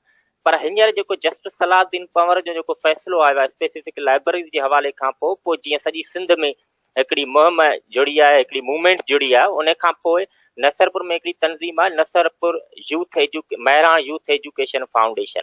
उहे दोस्त काफ़ी वक़्त खां गुज़िरियल 5-7 सालनि खां एजुकेशन जी फील्ड में न फ़क़ति कमु पिया कनि, पर उन्हनि जे कमु जेको बि हूंदो आहे उहो हिकिड़ो पढ़ियल लिखियल माण्हुनि वांगुरु हूंदो आहे। माना उनजी अप्रोच जेका हूंदी आहे उहा साइंसी बुनियादनि ते हूंदी आहे। त ईअं न हूंदो त फ़क़ति हिकिड़ो ॿ मुज़ाहिरो थियो ऐं पोइ वरी वञी घर वेही रहिया। उहे कंहिं बि कम में हथु विझंदा आहिनि त उन जो हिकिड़ो तरीक़ेकार हूंदो आहे। तंहिं करे उहा ऑर्गेनाइज़ेशन जेका आहे उहा गुज़िश्ता 4-5 सालनि खां कमु करे पई ऐं उन खे दरअसल सॼी नसरपुर जी मुख़्तलिफ़ पॉलिटिकल ऐं सोशल जेके तंज़ीमूं आहिनि उहे उन तंज़ीम ते मुकमल ट्रस्ट कनि थियूं, उन्हनि खे पूरी सपोर्ट प्रोवाइड कनि थियूं। तंहिं करे हींअर बि जेके बि असांजा उस्ताद आहिनि कॉलेज इंतिज़ामिया सां गॾु नसरपुर जा मजमूई जेके उस्ताद आहिनि या जेके इल्मी शख़्सियतूं आहिनि, जेके मुख़्तलिफ़ प्रोफेशनल्स आहिनि, उहे मुकमल तौर हिन खां सहकार कनि पिया। उन जी असां पहिरीं कड़ी इहा रखी त हाणे जेको आहे सोशल मीडिया ते हिकिड़ी ऑर्गेनाइज़ कंपेन हलाई वेंदी इन लाइ। उन खां पोइ नेक्स्ट स्टेप आहे त असां एप्लीकेशन्स ड्राफ्ट कयूं आहिनि सेक्रेटरी साहब लाइ, मिनिस्टर लाइ, डिप्टी कमिश्नर लाइ, त असां वफ़दनि जी सूरत में उन्हनि सां मिलण जो सोचियो आहे। इन खां पोइ स्टेप बाय स्टेप असां हिन स्ट्रगल खे कैरी ऑन कंदासीं ऐं उमेदु आहे त हिन दफ़े जेको असां जेका मूवमेंट जेको बिल्डअप थिए पियो ऐं असां का न का रिज़ल्ट ज़रूरु वठण में कामयाबु ईंदासीं। जी अनीस दादपुरा साहब, तव्हांजी वॾी वॾी महिरबानी सर। सजा सर, तव्हांजे हिकिड़ो मुंहिंजो सुवाल पियो अचे त छाकाणि त असां कोशिशि कयूं पिया त बाबा लाइब्रेरी लाइब्रेरी लाइब्रेरी, हैदराबाद हिकु वॾो शहर आहे, वॾी सिटी आहे, त छा तव्हां सम्झो था त हैदराबाद में का चिल्ड्रन लाइब्रेरी जी ज़रूरत आहे ॿारनि लाइ, जेके लाइब्रेरी हुजणु घुरिजे, स्पेशली नंढा ॿार? हा साईं, त जेको तव्हां हींअर जेको लाइब्रेरी चिल्ड्रन लाइब्रेरी जे हवाले सां ॻाल्हि कई, त दाऊदपोटा जेका लाइब्रेरी आहे उन में हिकिड़ो हॉल आहे जेको चिल्ड्रन लाइ मुख़्तस थियल आहे। विच में साल पहिरीं हिकिड़ो पासे में हिकिड़ी जाइ आहे, उन ते हिकिड़ो मसइलो थियो हुयो, जेको हुनजो इशूज़ हुआ उन ते हलिया पए। पोइ उन इशूज़ में जॾहिं सकाफ़त खाते वारनि ने ॿियनि उन्हनि जो ख़्यालु इहो ज़ाहिर कयो हुयो त जेका पासे वारी जाइ ख़ाली पई आहे, इनखे मुकमिल जेको आहे उहो चिल्ड्रन लाइब्रेरी करे छॾिजे, छाकाणि त हुन चिल्ड्रन पार्क बि सुठे नमूने जो ठाहिजे ऐं चिल्ड्रन लाइब्रेरी ठाहिजे, इहो सभु शयूं कजनि। पर उनखे जेको आहे न करे सघिया हू। सिर्फ़ु हिकिड़ो हॉल आहे जेको दाऊदपोटा लाइब्रेरी में, उहो ॿारनि लाइ आहे, पर बदकिस्मती सां उते घणा ॿार ईंदा न आहिनि, छाकाणि त ॿार जी नफ़्सियात हिकिड़ी पंहिंजी हूंदी आहे। उनखे अगरि लाइब्रेरी घुरिजे त उनखे जेको पार्क घुरिजे ऐं पार्क में बि अहिड़े क़िस्म जा तफ़रीह लाइ बि उन्हनि लाइ हुजनि ऐं ज़ाहिर ॿार तफ़रीह खपे हुनखे ऐं पोइ हुनखे वरी पढ़ाई ॾांहुं रुझान आणिजे। त हिकिड़ी जेके हैदराबाद में ॿारनि लाइ ॾिसजे त हिकिड़ी अहिड़ी लाइब्रेरी घुरिजे जेका अलॻि सां हुजे ऐं हुजे ई ॿारनि लाइ हुजे, उनमें सिर्फ़ु ॿार ई अचनि ऐं ॿाहिरि उनखे सुठो हिकिड़ो सेटअप करे ॾिजे, छाकाणि त ॿार रंगनि जा शौक़ीन हूंदा आहिनि, ॿार फितरत जे हसीन शयुनि जा शौक़ीन हूंदा आहिनि, हसीन शयूं उन्हनि खे उते रखी ॾिजनि ऐं सुठे ऐं जदीद तरीक़े सां उन्हनि खे पढ़ाइजे। उते बुक गेम जेके आहिनि, यानी किताबनि जी शकिल में जेके गेम्स नयूं नयूं हाणे मुतारिफ़ थियूं आहिनि दुनिया में, उहे उनखे रखी ॾिजनि। कंप्यूटराइज़ड उन्हनि खे हिकिड़ो निज़ाम करे ॾिजे, डिजिटलाइज़ जेको हुजे, जंहिंमें हू सुठे ऐं सुठे अंदाज़ सां पढ़ी सघनि। त आउं सम्झां थो त हैदराबाद में चिल्ड्रन लाइब्रेरी जी बि सख़्तु ज़रूरत आहे, जेका हुजणु घुरिजे। जी सजाद साहब, बिल्कुलु, छाकाणि त नंढा ॿार आहिनि, मासूम ॿार आहिनि, ऐं उन्हनि खे जेकॾहिं असां हैबिट विझंदासीं लाइब्रेरी इस्तेमालु करण जी, लाइब्रेरी यूसेज जी, लाइब्रेरी जी अहमियत जी, त यकीनन उहे वॾा थी लाइब्रेरी जे लाइ ऐं असांजी सोसाइटी लाइ हिकिड़ा वॾा सुठा दिमाग़ पैदा थींदा। शकील छित्र साहब, तव्हां सां मुंहिंजो हिकिड़ो माना सुवालु आहे, त छाकाणि त हर माण्हू जे इहो ज़हन में इहो सुवालु बि आहे त असांजा इदारा जेके असांजा वॾा जेके लीडर आहिनि, जेके सियासी वॾियुनि कुर्सियुनि ते वेठल आहिनि, उहे इल्मी तालीमी जेके एक्टिविटीज़ आहिनि, तालीमी जेके इदारा आहिनि, तालीमी जेके असांजो माहौल आहे, उनखे छो पसंदि न आहिनि कंदा? छाकाणि त लाइब्रेरी आहे, स्कूल हुजनि, कॉलेज हुजनि, यूनिवर्सिटीज़ हुजनि, उनजी ओनरशिप तमामु घटि आहे बिनिस्बत ॿियनि इदारनि जी, त उनखे तव्हां कीअं पिया ॾिसो सर? हाँ जी साईं, बिल्कुलु। हो पाण त पढ़ी लिखी कंहिं सुठी मंज़िल ते पहुचंदा आहिनि, छा करे यूनिवर्सिटी जो डिग्री होल्डर ई जेको आहे सो MPMN जी सीट ते बीह सघे थो। ऐं तव्हां हिकिड़ी शइ ॾिठी आहे, हुननि जा जेके पॉलिटिशियंस आहिनि, उन्हनि सभिनी जा ॿार फॉरेन में पढ़ंदा अथव। अक्सर करे तव्हां मेजॉरिटी ॾिसंदव त हुननि जा ॿार जेके आहिनि न, उहे फॉरेन में पढ़ंदा आहिनि, पर हू पंहिंजे हल्के जे लाइ ऐं पंहिंजे माण्हुनि जे लाइ इहो न आहिनि माना ॾिसंदा त हुननि खे कहिड़े टाइप जी जेको आहे सो या कहिड़े कैलेबर जी जेको आहे असां एजुकेशन था ॾियूं, कहिड़े लेवल जी था ॾियूं, उहो सर ख़बर त हिकिड़ी सुठी कोटेशन आहे त ऊंदाईअ में लाट, त इहा शइ जेका आहे न, उहा इंडिया खे करे ॾिसिजो, इंडिया ॾिसो या पाकिस्तान ॾिसो, इन्हनि ॿिन्ही जेको आहे न असांजे कंट्रीज़ में पॉलिटिशियंस जी इहा माना हिकिड़ी माइंड सेट आहे त जेतिरो अवाम में शऊर हूंदो ओतिरो हुननि खे डिफिकल्टीज़ माना ईंदियूं, त हो नेक्स्ट जेको आहे सो वारो न खणी सघंदा ऐं ॿीहर जेको आहे सो हुननि खे खटराइण में मुश्किल थींदी। त हो चाहींदा आहिनि त हाणे जीअं असां ॻोठनि में पिया चऊं त बाबा ट्रॉल कुले ते रखे माण्हू वेलकम कनि ऐं अचनि साईं अचो अचो गुल निछा वरिती वञनि उतां किथे पाणी चांहि हर शइ बाबा साहिबु साईं MNA साहिबु आयो आहे MPA साहिबु आयो आहे ऐं बसि इहा असांजे लाइ गंजा बाबा तूं जीअं चवे असां तुंहिंजे हथ ते वोट ॾिनो तूं भले कारे कुते खे वञी ॾे असां तोखे ॾेई छॾियो ऐं असां कंहिं बि ॻाल्हि में कुझु बि जेको आहे सो नथा तोखां ओन कयूं असांखे रोड न खपे असांखे रस्तो न खपे हली आया आहियूं बसि इहा ई असांजे लाइ गंजा बाबा हाणे सभई उतां वेठा आहियो हाणे ई साईं खे वोट ॾिजो साईं हली आयो आहे हाणे इहा शइ जेका आहे न हुननि खे पसंदि अची वई आहे जॾहिं तालीमी शऊर ईंदो ऐं लाइब्रेरियूं ठहंदियूं ऐं असांजी जेको नौजवान आहे शऊरी हालत जेतिरी हुनजी बहितर थींदी ओतिरो ई हुनखे डिसओन कंदा वेंदा हाणे मुंहिंजी ज़ाती जेको आहे सो पर जेका राय न त मुंहिंजी बि इहा ई आहे मां हींअर उन्हनि एतिरो ओन नथो कयां जेतिरो माना पहिरियां असां हुननि खे कंदा हुआसीं असां हाणे चवंदा यार माना जेको नओं पॉलिटिशियन अचे थो हू असांखे ॾिए छा थो असां हुनखे 35,000 माण्हू वोट ॾेई करे मथे आणियूं था त इन रिटर्न में हू छा थो ॾिए असांखे मुंहिंजे ॻोठ जो रोड अञा ताईं भॻल आहे जेको मिठियाणी खां मुंहिंजे ॻोठ ॾे रोड हले थो 1.5 या 2 किलोमीटर थींदो त हिननि 5 सालनि जे टेन्यूअर में उहा शइ हुननि खे चई थकिजी पिया मुंहिंजे उन रोड ते हुननि को बि जेको आहे सो मुतहरिक न थियो आहे को बि कंहिं बि क़िस्म जो अञा ताईं उहो न थियो आहे पर इहो आहे मां हुननि खे पिन कंदो अचंदो अच्छा हिकिड़ी ॻाल्हि आहे त माना रोड कोन ठाहे ॾिनो पर लाइब्रेरी ॾिनी अथनि इहा हुनजी महिरबानी आहे हाणे इहा हिकिड़े क़िस्म जो स्टेप अप आहे मुंहिंजी हिकिड़ी नंढड़ी जेको आहे सो कोशिशि ऐं कामयाबी तरफ़ जेको आहे न हिकिड़ो आहे त बाबा हुन लाइब्रेरी जे लाइ ॾिनो आहे पर मेजॉरिटी ॾिसी वञे न असांजी सॼी सिंध में पॉलिटिशियन्स ऐं पॉलिटिक्स जो इहो ई हाल आहे त बाबा हाणे हो चाहींदा आहिनि त जीअं वॾेरा ऐं कमदार शाही वारो सिस्टम आहे असांखे उहो ई हुननि खे मंज़ूरु आहे ऐं उहो उन ई सूरत हाल में खटे सघनि था जेसीं ताईं उहो बरक़रार रही सघे थो जेकॾहिं इहो तालीमी शऊर अची वियो हर माण्हू हुननि खां सवाल पुछंदो साईं तो 5 सालनि में असांखे 1.5 किलोमीटर जेको आहे न रोड कोन ॾेई सघियो आहे हूअं असांखे स्कूल नंढा ॾेई सघियो आहे हूअं असांजे अस्पताल जा मसइला हल कराए न कयो आहे जेकॾहिं हर ॻोठ में हर माण्हूअ जी इहा सलाह ऐं सवाल त हुननि जे लाइ माना मुश्किलातूं थींदियूं वेंदियूं उहो हो चाहिनि नथा इहा मेन जेको आहे सो वजह आहे जंहिंजे करे हो माना नथा चाहिनि त असां एतिरा लिटरेट थी वञूं या एजुकेटेड थी वञूं त बाबा हाणे असां वटि तालीमी शऊर अची वञे पोइ उहे हुन खां सवाल कनि असल ॻाल्हि इहा ई आहे त बाबा हुननि खे इहे शयूं पसंदि कोन त असां खां केरु सवाल करे या रस्तो रोक करे ऐं हुन खां पुछे इहा ई वजह आहे मेन जी शकील साहब तव्हांजी वॾी महिरबानी सर तव्हां तमामु सुठी डिटेल में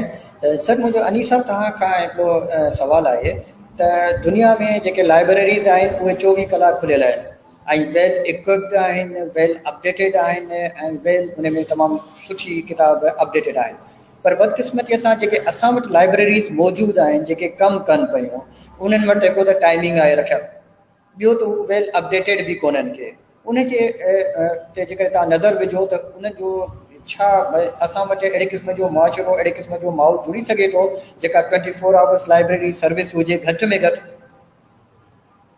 हाँ साईं इहो बि तमामु अहम क्वेश्चन आहे ऐं ॿी ॻाल्हि त उते फ़क़ति न लाइब्रेरी पर अहिड़ा मुल्क आहिनि जिते फुटपाथनि ते बि किताबनि जा ठहिया पिया आहिनि शोकेस त माना उते फुटपाथ ते अगरि को स्टॉप ते बस स्टॉप ते बि अगरि को माण्हू वेट थो करे बस जो त उन टाइम ते उहो किताब पढ़ी सघे थो त इवन जेके पब्लिक पार्क हूंदा आहिनि उते बि किताबनि जी फैसिलिटी रखियूं आहिनि तंहिं करे उहे असां जेॾीमहिल उन्हनि खां कंपेयर कंदासीं त पोइ त असांखे फ्रस्ट्रेशन खां सवाइ कुझु बि न मिलंदो बाक़ी टाइमिंग जे हवाले सां मुंहिंजे ख़्याल में त नसरपुर जी फॉर एग्ज़ाम्पल स्पेसिफिक आऊं ॻाल्हि कयां छाकाणि त हीअ हिकिड़े हिसाब सां तमामु घटि बिरादरीज़ आहिनि हिते को बि अहिड़ी का ख़राबु एनवायरमेंट कोन्हे तंहिं करे हिते 24 आवर्स अगरि लाइब्रेरी हली थी वञे त आउं सम्झां थो त उहो वरी लोकल इंतिज़ामिया जेका आहे लाइब्रेरी जी उहा पंहिंजे ग्राउंड जूं या इलाइक़े जी सिचुएशन ॾिसी उन ते डिसीजन वठी सघे थो फॉर एग्ज़ाम्पल मूंखे हैदराबाद जी ख़बर न आहे त उते 24 आवर्स लाइब्रेरी जा कहिड़ा कॉन्सिक्वेंसिस निकिरंदा पर जेकॾहिं नसरपुर जी कंडीशन आहे त लोकल इंतिज़ामिया हिनखे 24 आवर्स बि करे सघे थी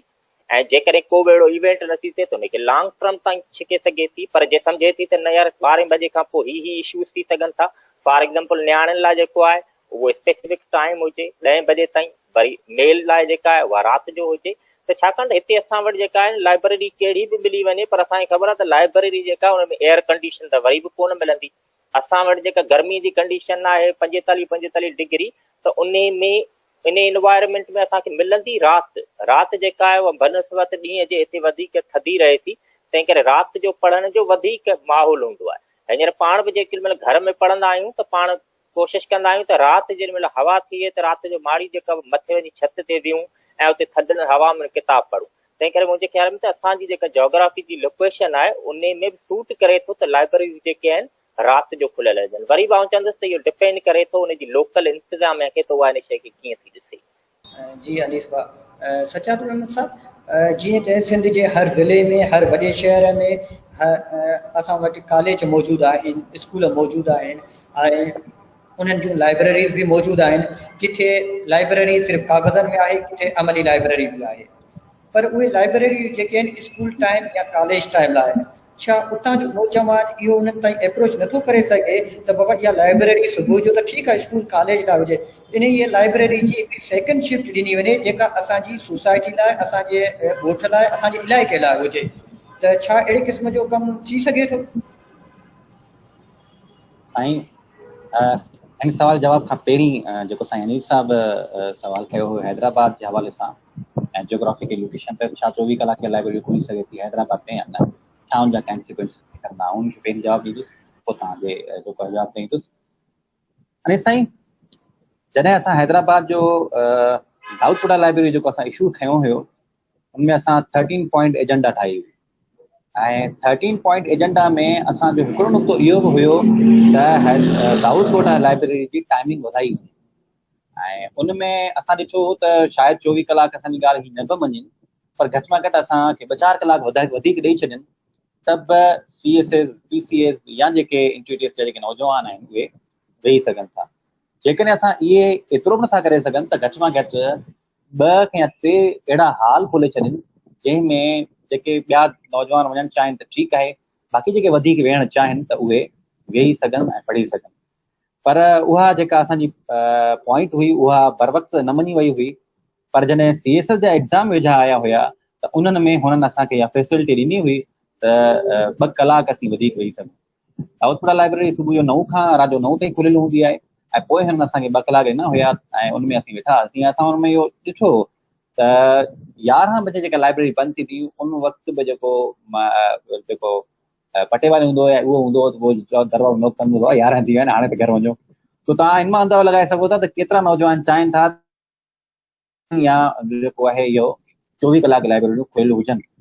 कई दोस्त अहिड़ा आहिनि जेके असांखे चवनि था त यार हैदराबाद में 24 कलाक लाइब्रेरी खोलणु तमामु लाज़िम आहे, पर बदकिस्मती सां उहा शइ थिए कोन पई। तो हैदराबाद में त नीड आहे ऐं पहिरीं बि असां ॿुधायो हुयो त हैदराबाद हिन वक़्तु हब आहे स्टडी जो, जेके 4 यूनिवर्सिटियूं लॻनि थियूं उनजे हवाले सां पूरी सिंध जा जेके नौजवान आहिनि, सिंध थियो इवन जेको आहे बलोचिस्तान जा नौजवान आहिनि, कई CSS हाल में बलोचिस्तान जा नौजवान वेंदा आहिनि जेके ईंदा आहिनि हैदराबाद में पर्टिकुलरली CSS या PCS जी तयारी करण लाइ। उनखे हिते माहौल सुठो लॻंदो आहे, वणंदो आहे। तो हैदराबाद में त 24 कलाक इंतिहाई ज़रूरी आहे खुलणु घुरिजे। जेको सवाल कयो अमर साईं, पहिरीं ॻाल्हि त असांजे स्कूलनि जी ऐं कॉलेजनि जी तव्हांखे सॼो इल्मु आहे त स्कूलनि जा हालात छा आहिनि असां वटि ऐं कॉलेजनि जा हालात छा आहिनि। ऐं असांखे कई अहिड़ियूं वीडियोज़ बि मिलनि थियूं त किथे किथे त गॾनि जा वाड़ा आहिनि, किथे वॾेरनि जूं ओताकूं ठहियल आहिनि, किथे त बिल्डिंग जो नालो ई न आहे, किथे ख़ाली बिल्डिंग आहे, वीरान आहे, पोइ माण्हू उस्ताद पढ़ाइण लाइ तयारु कोन्हे, ॿार वेचारा अचनि कोन था। इहे असांजा हिते हिकिड़ा हाल लॻा पिया आहिनि पिया।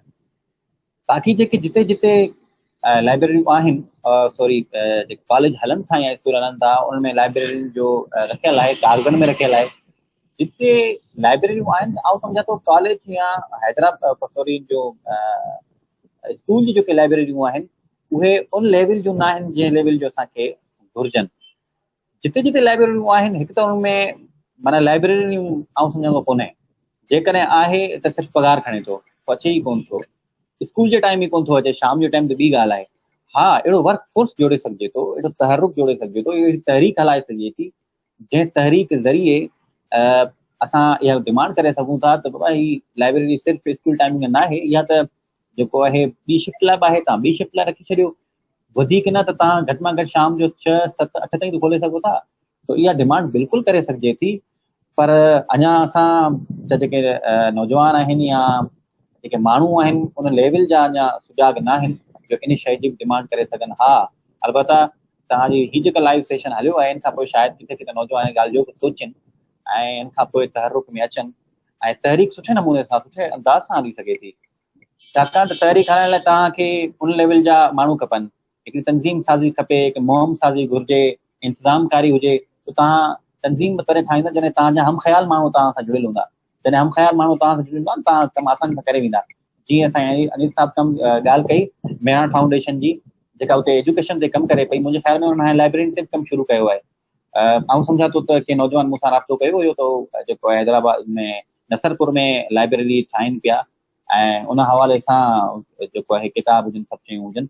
तो जॾहिं हिकिड़ी इहा फाउंडेशन आहे या इहे माण्हू आहिनि, दोस्त आहिनि, हम ख़्याल दोस्त आहिनि ऐं साबित क़दमी सां कमु कनि पिया, त मुख़्तलिफ़ जॻहनि ते कई नौजवान हम ख़्याल गॾिजी करे कई सुठो कमु करे सघनि था। लाइब्रेरी जो कमु, स्टडी सर्किल जो कमु, पढ़ाइण जो कमु, फिक्री कमु, तरक़ी पसंदी जो कमु। गॾिजनि नौजवान त पोइ कुझु बि करे सघनि था।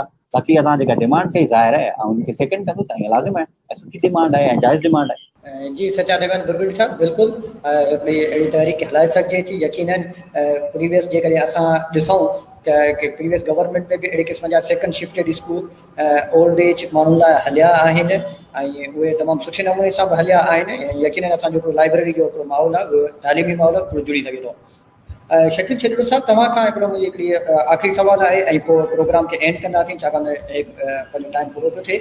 त सर, छा असां कमर्शियली के अहिड़े क़िस्म जा रेस्टोरेंट के अहिड़े क़िस्म जो को शॉप्स या अहिड़े क़िस्म जी बैठक जंहिंखे चइजे जिते असां बुक्स बि रखूं, जिते असां अख़बारूं बि रखूं, जिते सिर्फ़ु ई सिर्फ़ु सपोज़ ऐसे मां ईअं सजेस्ट कयां त लाइब्रेरी होटल अहिड़े क़िस्म जो को माहौल सिंध में जोड़े सघूं था जीअं दुनिया में जेके होटलूं आहिनि उते हिकिड़ा मख़सूस हिकिड़े क़िस्म जा लाइब्रेरी कॉर्नर बि आहिनि वॾियुनि वॾियुनि होटलुनि में वग़ैरह। पर बदकिस्मती सां असां वटि को कोन्हे, छाकाणि त बहिराड़ी में ॻोठ में असांजा जेको माण्हू आहे जेको चांहि पीए थो ऐं चांहि जी कप ते 2 कलाक 3 कलाक फिल्म ॾिसे थो, पर छा उते असां अहिड़े क़िस्म जो माहौल हिकिड़ी होटल ई हुजे, होटल शइ में हुजे, उते उतां जे लोकेलिटी सां के किताब रखूं जीअं अहिड़े क़िस्म जो माहौल पढ़ियल लिखियल माहौल जोड़िजे? तमामु सुठो सवाल अथई। ऐं साईं इत्तेफ़ाक़ सां हिकिड़ी नंढड़ी ॻाल्हि आऊं कर, मुंहिंजे ख़्याल में इहो की सिंध जे कंहिं इलाइक़े में ख़ुदि हिकिड़ो दुकानु आहे हेयर ड्रेसिंग जो जिते इहो कमु थिए बि थो, त हुननि किताब बि रखिया आहिनि उन हेयर ड्रेसिंग वारे दुकान ते। अच्छा, माशाल्लाह, ज़बरदस्त सर। इन ॻाल्हि खे, इन शॉप वारे खे त पोइ त असांखे यकीनन सोशल मीडिया ते बि आणणु घुरिजे ऐं इहो हिकिड़ो एग्ज़ाम्पल ॾियणु घुरिजे त बाबा अहिड़े क़िस्म जो बि बिज़नेस माण्हू करे सघे थो जिते रुगो एकेडमिकली सां गॾु। जी सर, जी शकील साहब बिल्कुलु प्लीज़ पहिरीं तव्हां। इहा पोस्ट बि वायरल थी हुई, इहा जेका साईं अनी साहब चवे थो, इहा पोस्ट वायरल थी हुई इंडिया जे हिकिड़े जेको आहे सो हेयर ड्रेसर जी। त इंडिया में हिकिड़ो हेयर ड्रेसर आहे, पोइ उन वटि रश इलाही थींदी ऐं माण्हू खे 2 कलाक वेट करिणो पवंदो। उन जी इहा सर्कुलेट थी पोस्ट ऐं मूं पंहिंजी लाइब्रेरी हेयर शॉप वारे सां करे छॾी हुई त बाबा जेकर मूंखे लाइब्रेरी नथी मिले त तुंहिंजा जेके हे मिरर जा शीशा लॻल आहिनि उनजे बैक साइड में मां उते हणंदुसि शेल्फ वग़ैरह ऐं इहो मूंखे तूं हलो कजांइ। चई सही आहे साईं, तव्हां भले खणी अचो, मुंहिंजी दुकान जी सूंहं वधंदी ऐं ग्राहकी वधंदी, त इहो ॾाढो बहितरु रहंदो हुजे मूंखे। अच्छा, उहो उन सां ॻाल्हि करे बसि कयमि, ॿिए ॾींहं ते मूंखे फ़ोन आई चेयरमैन साहिब जी, बाबा अप्रूवल थी वई आहे ऐं हाणे बजट रखूं था। मूं चयो यार तुंहिंजी बदकिस्मती आहे, न त हिते मिठियाणी में बि असां इहो साॻियो ई मिसाल ॾियूं। हा, इहो आइडिया उतां ई आयो, पोस्ट हिकिड़ी शेयर थी उतां। पोइ ॾाढो जेको आहे सो बहितरीनु आइडिया आहे। ऐं इहो जेको तव्हांजो सुवालु आहे, माना हिकिड़ो मेरिकल थी वेंदो जेकर इहा ॻाल्हि थी वञे त। पर हिकिड़ी ॻाल्हि ॿुधायांसीं, असांजो जेको सिंधी माण्हू ऐं सिंधी समाज जो जेको नौजवान चइजे या जेको होटल ते वेहण वारो माण्हू आहे, उहो इन शइ खे मुंहिंजे ख़्याल में घटि प्रिफरेंस ॾींदो। पहिरियां त असांखे उन शइ जो अहसासु ॾियारण जे लाइ कमु करणु घुरिजे। बाबा हाणे किताब जी अहमियत केतिरी आहे ऐं टाइम जी अहमियत केतिरी आहे। जेकर तव्हां हिकिड़े चांहि जे कोप ते 2 कलाक ज़ाया कयो था त उन जो लॉस केतिरो आहे। इन्हनि शयुनि जी जेसीं ताईं हुनखे सेंसिटाइज़ न कबो ऐं अहमियत न ॼाणबी, ओसी ताईं इहे शयूं बिल्डअप करणु वक़्त खां अॻु में जो हिकिड़ो कमु माना थी सघे थो। हाणे ठीकु आहे, को किताब असां रखी छॾियो, ऐं माण्हुनि खे एतिरो शऊर न आहे ऐं उन्हनि खे असां एतिरो अवेयर न कयो आहे ऐं असां किताब रखी छॾिया आहिनि त इहो हिकिड़ो वक़्त खां अॻु में जी ॻाल्हि थींदी जेकॾहिं इहा शइ थी वञे त इन खां बहितर कुझु बि न आहे वाह ठीकु आहे को किताब असां रखी छॾियो ऐं माण्हुनि खे एतिरो शऊर न आहे ऐं उन्हनि खे असां एतिरो अवेयर न कयो आहे ऐं असां किताब रखी छॾिया आहिनि त इहो हिकिड़ो वक़्त खां अॻु में जी ॻाल्हि थींदी जेकॾहिं इहा शइ थी वञे त इन खां बहितर कुझु बि न आहे। जी शकील साहब वॾी महिरबानी। पहिरीं त सजा साहब ऐं शकील साहब हनी साहब मूं हिकिड़े दोस्त सां हिकिड़ो बिज़नेस आइडिया शेयर पियो कयो स्टार्टअप शेयर छाकाणि स्टार्टअप जेके कॉम्पिटिशन थींदा आहिनि मूं चयो हिकिड़ो असां अहिड़ो होटल खोलियूं पंहिंजे कासमाबाद में हैदराबाद में जिते अहिड़े क़िस्म जो त लाइब्रेरी जो जंहिंमें बुक्स वग़ैरह त हुजनि पर छाकाणि त तव्हां ॾिसो था त जेके असांजूं होटलूं आहिनि उते टेबल ते छक्को लूडो लॻो पियो आहे। असां अहिड़ी माना होटल खोलियूं या अहिड़ो हिकिड़ो स्टार्टअप ॾियूं जो उन टेबल ते हिकिड़ो टॉपिक लिखियलु हुजे लॻियलु हुजे उन टॉपिक ते बाबा हिन होटल ते वेहणो आहे त इन इहे टॉपिक ते ॻाल्हाइणो आहे ऐं उहो टॉपिक जेको हुजे उहो चेंजेबल हुजे या हिकिड़ी अहिड़ी क़िस्म जी बॉक्स हुजे जिते असांजा 200-300 टॉपिक्स पियल हुजनि सब्जेक्ट वाइज़ करंट अफेयर्स जे नाले सां कैरियर काउंसलिंग जे हवाले सां उन मां को बि टॉपिक खणे ऐं उन टॉपिक ते वेहणो आहे त बाबा चांहि पियो मानी खाओ वॉट एवर जेतिरो टाइम ॾियो पर डिस्कस कचहरी इन इहे टॉपिक ते करणी आहे इन बाग खां ॿाहिरि न आहे निकिरणो पर कोविड अची वियो ऐं असांजा बिज़नेस प्लान सभु पाणी में हलिया विया सो बहरहाल असां वञूं पिया जी जी जी सर प्लीज़ सर जी आऊं हिकु ॻाल्हि कयूं तव्हां जेको इहो बिज़नेस प्लान ठाहियो आहे न ऐं सम्झां थो एंटरप्रेन्योरशिप जी वॾी खूबी आहे त अहिड़े क़िस्म जी सोच रखणु मिसाल आहे हैदराबाद जी तव्हां ॻाल्हि कई त हैदराबाद में नौजवान त ठीकु आहे पर सभ खां वॾा सुठा प्रोग्राम बि हैदराबाद में थियनि था असांजा सुठा सुठा जेके अदीब हैदराबाद जो रुख कनि था हैदराबाद में अचनि था त तव्हांखे शाइर बि मिलंदा लेखक बि मिलंदा हर क़िस्म जो माण्हू तव्हांखे हैदराबाद में मिलंदो ऐं हैदराबाद जूं जेको होटलूं आहिनि तव्हां शाम खां पोइ निकिरंदा सभु तकरीबन भरियूं थियूं आहिनि हिते अगरि अहिड़ी क़िस्म जो सुठो को होटल खुली सघे जिते किताब रखनि जेको तव्हां हींअर ॻाल्हि कई त टॉपिक वारी तव्हां सम्झा थो इहो बिज़नेस में हिकिड़ो सुठो कामयाबु जेको तजुर्बो हूंदो ऐं उहो बिज़नेस कामयाबु ईंदो। ॿियो जेको तव्हां सवेरे ॻाल्हि कई त होटल जेको होटलुनि वारी मखण समूह मेपो ख़ासि खां हिकिड़ो अॻियां नंढो स्टाफ आहे मखण समय में बि अहिड़े क़िस्म जी हिकिड़ी होटल आहे जिते माना लाइब्रेरी आहे ऐं अंदरि होटल आहे त माण्हू उते वेही पढ़ंदा आहिनि इहो त हिकिड़ो हिकिड़ी शइ शायदि रहिजी वञे हिन प्रोग्राम में मूंखे ज़हन में अची वियो असां पर्सनल जेके लाइब्रेरियूं आहिनि माण्हुनि जूं उनखे असीं भला छो न था ऑन कयूं जॾहिं असांजो पूरो प्रोग्राम कयोसीं ऐं ॻाल्हि रही वञे हाइप कयां माण्हू पर्सनल लाइब्रेरियूं ठाहींदा आहिनि ज़ाती लाइब्रेरियूं माण्हू किताब वठंदा आहिनि किताब वठी रखंदा आहिनि डिगड़ी जे पासे में बशीर ख़ान लगार जी तमामु वॾी लाइब्रेरी आहे हुनजी माना एतिरा ई माण्हू किताब रखिया आहिनि तव्हां मलकानी में अञा हलिया वञो मोहम्मद खान मलकानी साईं सुठी तमामु लाइब्रेरी जेको लॻाई आहे ऐं हैदराबाद हासेकार कराची वेंदो आहे उहो किताब ख़रीद कराईंदो आहे ऐं पंहिंजी लाइब्रेरी में रखंदो आहे माण्हू वटि वेंदा आहिनि केतिरे क़िस्म जूं लाइब्रेरियूं आहिनि मिसाल आऊं तव्हांखे ॾियां हिते तव्हां जामी चांडियो साहिब जी ऑफिस में वञो तव्हांखे ज़बरदस्त हिकिड़ी क़िस्म जूं ज़ाती लाइब्रेरी मिलंदी तव्हां ताज जो साहिब वटि वञो तव्हांखे सुठी हिकिड़ी लाइब्रेरी मिलंदी ऐं मोहम्मद इब्राहिम जो साहिब जी पंहिंजी हिकिड़ी सुठी लाइब्रेरी हुई असां बमरे साहिब जी सुठी लाइब्रेरी ईअं पर्सनल माण्हुनि जूं लाइब्रेरियूं हाणे जेके वॾा सिंध जेके मुनाला वरिता इन्हनि जूं सुठियूं माना शानदार लाइब्रेरियूं त असीं जेके नौजवान आहियूं या ॿिया पढ़ंदड़ माण्हू आहिनि ज़ाती लाइब्रेरी जो छो नथो सेटअप करे सघे भला ईअं छो नथो थी सघे त असां वटि जेके घर आहिनि घर जो हिकिड़ो कमरो पूरो लाइब्रेरी हुजे छो नथो थी सघे त घर में जेका उताक आहे या बेचक असीं ठाहींदा आहियूं पूरो वेल ड्रेस करे हुनखे सोफ़ा सेट करे या सभु शयूं रखे छॾींदा आहियूं उनखे असीं लाइब्रेरी छो न ठाहियूं पोइ महिमान अचे असांजो उते वेह असां हुनखे चांहि पियारियूं किताब ॾिसे त इहे शयूं करे सघजनि थियूं ऐं इहो त हर माण्हू जे वस आहे तव्हां हर महीने हिकिड़ो ॿ किताब ख़रीद कयो था उनखे सुठो हिकिड़ो वेल डेकोरेट करे पढ़ो था ऐं तव्हां सुठो रखी बि छॾियो ईअं तव्हांजी पर्सनल लाइब्रेरी थी वेंदी ऐं ईअं जेसिताईं तव्हांजी उमिरि हूंदी ऐं तव्हांजा किताब वधंदा वेंदा ऐं आख़िर में तव्हां वटि इल्म जो वॾो खज़ानो मौजूदु हूंदो तो हर माण्हू खे इहो सेटअप करणु घुरिजे असीं गवर्नमेंट ते जेको रिलाए कयूं था हुनजो फर्ज़ु आहे गवर्नमेंट जो इहो हुन ते ड्यूटी आहे हुनजो लाज़िम आहे हुनखे करणु घुरिजनि लाइब्रेरियूं ॾियणु घुरिजनि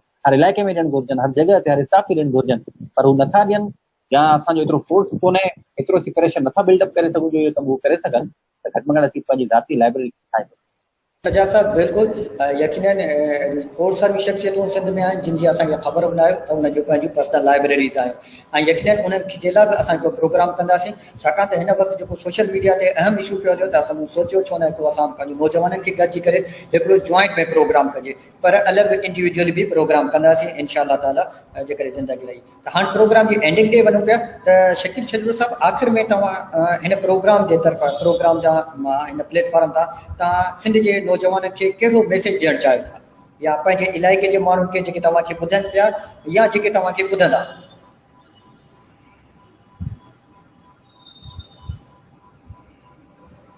जी शकील छजूर साहब आवाज़ जी सर काइंडली माइक थोड़ो माइक हाँ जी जी हाँ त फाइनल मैसेज इहो ई आहे त जेकॾहिं तव्हां चाहियो था त तव्हांजा ईंदड़ नसुल तरक़ी कनि ऐं मुश्किलातुनि मुंझारण खां निकिरी अचनि ऐं वॾेरशाही जे चंबे खां निकिरी अचनि ऐं उहे पंहिंजे पेरनि ते बीही करे तरक़ी पज़ीर मुल्कनि सां ऐं क़ौमुनि सां कुल्हो कुल्हे में मिलाए हलाए सघनि जेकॾहिं तव्हां इहो चाहियो था हुननि खे तालीम जे ज़ेवर सां नवाज़ो ऐं तालीम जे लाइ ज़रूरी आहे तव्हां हुननि खे लाइब्रेरियुनि जो रुख करायो हुननि खे उन जी आदत विझो त बाबा हीअ लाइब्रेरी आहे हेॾे वञिबो आहे हितां तव्हांखे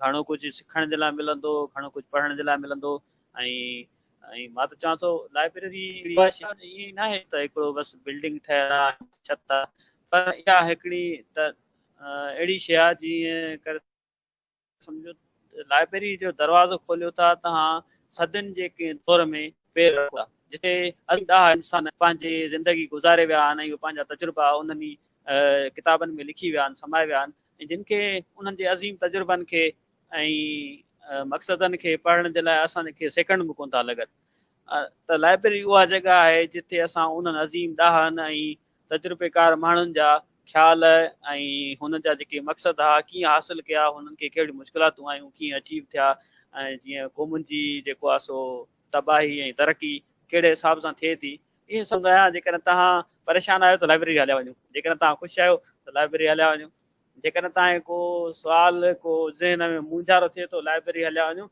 त उते किताबनि जा अंबार पिया हूंदा आहिनि मतां तव्हांखे को सुठो नज़म मिली वञे जेको तव्हांजे जेको आहे सो गमज़दा तबियत खे ख़ुशि करे छॾे मतां को अहिड़ो सुवाल तव्हांखे मिली वञे जेको तव्हांजी ज़िंदगी में नई राह जेको आहे सो खोले मतां को अहिड़ो राह जेको को कॉल मिली वञे जेको तव्हांजी ज़िंदगी में डाइवर्जन आणे छॾे ऐं तव्हांखे तव्हांजी पर्सनैलिटी में इनकलाब आणे छॾे किताब पढ़ण सां लाज़मी तौर ते पर्सनैलिटी में निखार आहे त महिरबानी करे पंहिंजे ईंदड़ नसुलनि खे लाइब्रेरियुनि जो रुख करायो ऐं हुननि खे ॾिसो न अच्छा खोड़ सारियूं शयूं आहिनि जिन जा असां एडिक्ट थी विया आहियूं काफ़ी माण्हुनि उन जो माना हिकिड़ो ॿार असांजा आहिनि किताब पढ़नि छा उहो उन गेम ते मोबाइल ते जेको आहे सो घणो टाइम ज़ाया कनि पिया उते न त पंहिंजे ॿारनि ते नज़रसानी रखूं ऐं हुननि खे वधि खां वधि इन्हनि शयुनि जे तरफ़ माइल कयूं त बाबा किताब पढ़ो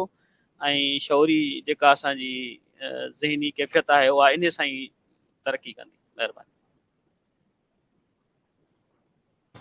जी सजाद जी साईं शकील साहब जी शकील साहब बिल्कुलु तव्हांजी वॾी महिरबानी तव्हांजो तमामु मैसेज जेके असांजा ॿुधनि पिया ऐं जेके असांजा दोस्त अॻियां हली ॿुधंदा उन लाइ तमामु फ़ाइदे वारो रहंदो जी अनीस दाऊदपुर साहब तव्हांजे ॾांहुं पहुचां त तव्हां हिन प्लेटफॉर्म तां जेके तव्हांजा दोस्त ॿुधनि पिया जेके दोस्त ॿुधंदा सिंध जे नौजवाननि खे को पैगाम ॾियणु चाहियो त ज़रूरु प्लीज़।